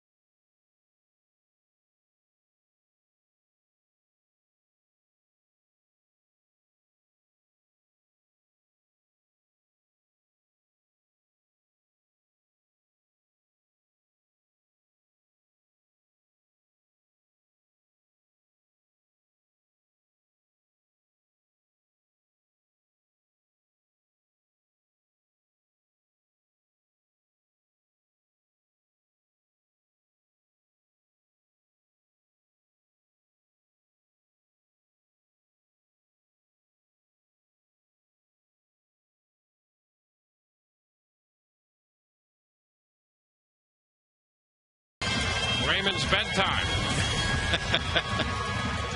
It'll be an early morning for Raymond as well.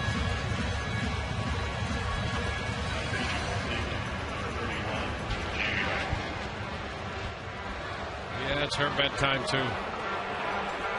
Jamie Wright, the new pitcher for Cleveland. We go to the home half of the 11th. B.J. Upton. And he takes a fastball on the outside corner, strike one.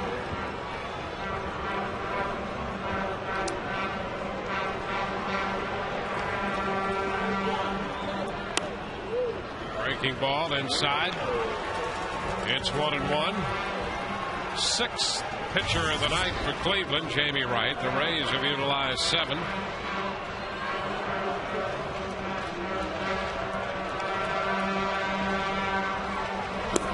This is the 5th extra inning game of the year for the Rays. They're 2-2. The Indians had played 3 coming into play tonight. They are 2-1 in extra inning games. Well, both managers have pretty much gone to their long men now. And a broken bat. One hopper to short. Valbuena's throw is in time. And Upton is the first out.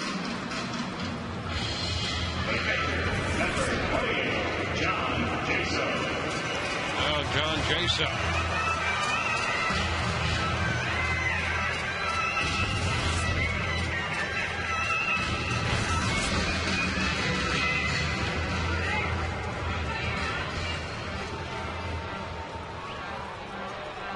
Wright last worked on the 11th 6 days ago against Kansas City. Gave up 1 run in 2 innings of work. 1 strike to count to J-So.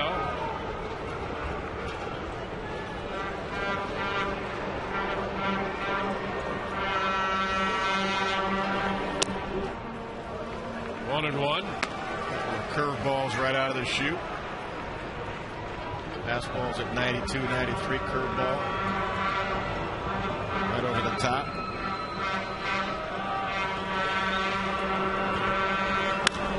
It's foul the other way. A fastball. Got that one up there around 92 or 93. Had a good pitch to hit too. Right down the middle for John. 1-2 the count. J-So looking for his first hit of the night.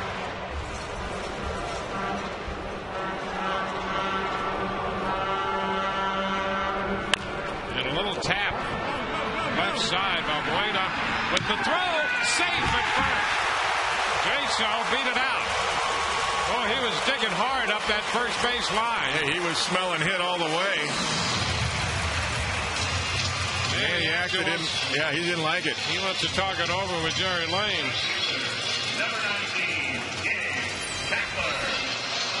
A little backdoor breaking ball right here. I mean, he's digging to beat that out. He's not even looking at it. He never hesitated out of the box. Valbuena, instead of being on the run, decided to set up to get a big 4-seam grip to fire it over there. He could have done it on the run, but he elected to set up. And Manny's got an argument. Very, very close. Well, it was J-So's hustle that made that possible. Well, I think if Valbuena, too, didn't set up, I think he gets John easier. But he elected to catch it. Now, if you watch Longoria throws on the run so well and gets plenty on it. If you just go through the ball and throw it on the run, you'll still get plenty on it. You get it over there a lot quicker. Now it's Gabe Kapler.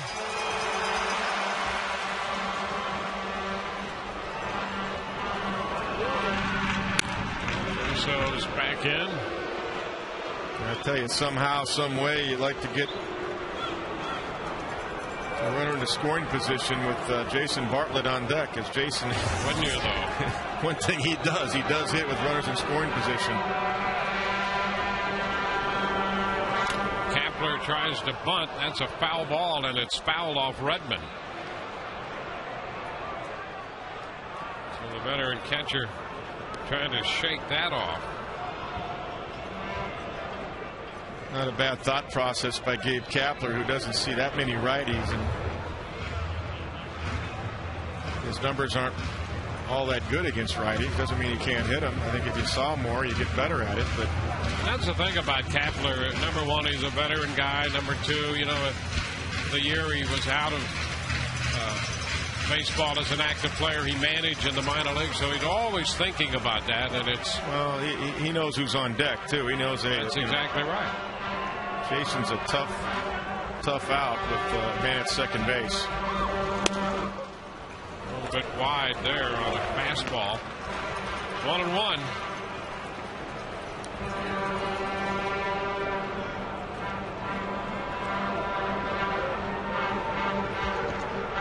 Gabe's strong enough, though, if he gets even a hanging curveball here, you can find a gap with that strength of his, that upper body strength. There goes J-So, and the pitch, good ball. Base hit into right. J-So's on his way to third. Now Kapler singles into right field with J-So on the move, and the Rays have been at first and third. Importantly, J-So at third with 1 out. Well, J-So, when he went to second, almost missed second base. But he did touch it. I was watching him live. He did touch it. Watch J-So. The hit and run is executed. Now he looks back a little bit late as the ball squirts into right field. But take a look at J-So isolated here. Now he picks up. Whoa, hey. Yeah, he was anxious to get to third. He was going to take a shortcut. Yeah, he could smile now. I mean, well, really what you do on a hit and run, I mean, when you take your second stride, you're going toward your third stride, that's the time you look back in, because at that time is when the ball crosses home plate. He looked back in too late, so then he picked up Tom Foley to see where the ball was. He picked up Tom too late, and then he realized, I picked up the bag too late. But all in all, it worked out, first and third.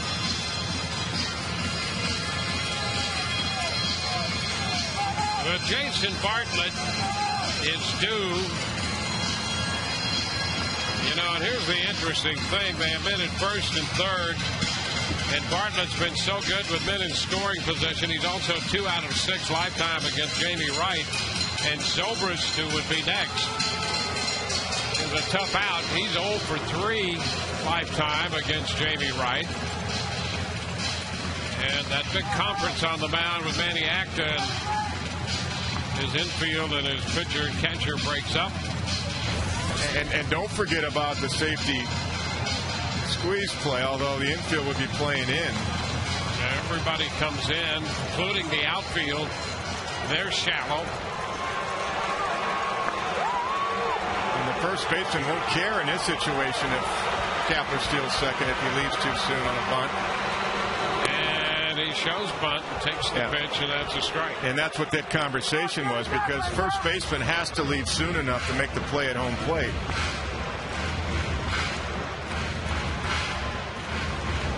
Manny Acta obviously aware of the play, advising his defense how to handle it. See, they don't care if Kapler steals second. You see how far Brannion's off at first base. They just don't want that safety squeeze bunt getting down.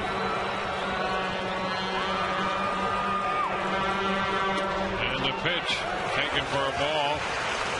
And a bit of fastball. It's 1-1. And I think in this situation with Ben Zobrist on deck, I think you have to really swing the bat, especially now with a 1-1 count. Jason's so good with runners in scoring position. He got the infield in. Just got to make sure he gets a pitch up that he can get in the air deep enough. A 1-1 pitch and the bunt. He puts it down. There's the flip to the plate. The Rays win. Jason scores the winning run on the bunt by Bartlett. Wright tried to flip it to the plate with his glove. It was offline, and the Rays executed perfectly. Wow. Boy, he put down that bunt in the perfect spot with J-So scoring, and the Rays win it in 11 innings. It's a 4-3 final. The Rays win their 27th game of the year. You talk about over and over working that play to perfection. Well, the Rays do it all the time. You knew it was coming, too. I mean, they knew it was coming, and they still put it back on, and Jason was able to execute, keeping it away from Brannion and making the pitcher make the play. And I'm sure Jamie Wright hasn't had to make that play too often, so let's take a look. This is our Jaguar performance. Yeah, fastball in right here, and look at Jamie Wright. Brannion's there, and really Brannion had the better shot at it. I think if Jamie Wright doesn't flip it with the glove, I think Brannion had a better shot at it. At making a better play and a better throw home. But that's why that play's so tough. It's almost indefensible, even when you know it's coming. Good jump by J-So. See, Brannion had a shot at it. But that's the pressure that particular play puts on the defense. So Sonnenstein will pick up the win here as the Rays come away victorious 4-3. Let's go to the field now at Todd Callis. Dwayne, thank you very much. It is one of Joe Madden's favorite plays, that first and third, less than 2 outs. Jason, was it on, off, and then on again? It was. After the first strike, Joe gave me a swing away. With Jamie on the mound, he throws a good sinker, so double play ball. He gets that a lot. So after that next one, Joe wanted to put it back on, and I got a good pitch to do it with. Tell us about where you're trying to execute that bunt. Right where it was. You want it soft enough so it's not a hard line drive to the first baseman, but you want him to come in and field it. And Jamie made hell of an effort right there, but we got the W. What about this team right now? 4 runs in 11 innings, but really, lately there's not been a ton of offense, but the pitching just seems to keep you guys around until you find a way to win. That's what wins ball games, man. Everybody preaches that, pitching and defense, and this team's great proof of that right now, and the pitching keeps doing it. But you get an off day, and you still played 5 innings, something like that. Off day here, you eventually are going to get in late in the game. Everybody knows that here, so I was ready. Great job with the execution. Go enjoy. I know it's going to be a quick turnaround. Thanks, Jamie. Have a good one. Jason Bartlett getting that play done. It works every time, it seems, for the Rays, guys, and it wins the game tonight. Back to you. It's an 11-inning victory for the Rays. Took 3 hours and 42 minutes to play it. They win 4-3. They're now 3-2 in extra inning games. Don't forget now the post game right around the corner for Kevin Kennedy, Todd Callis, and Brian Anderson. I'm Dwayne Stats. Great to have you with us. Hope you've enjoyed the telecast. Rays winners 4-3. We'll see you on the post game next.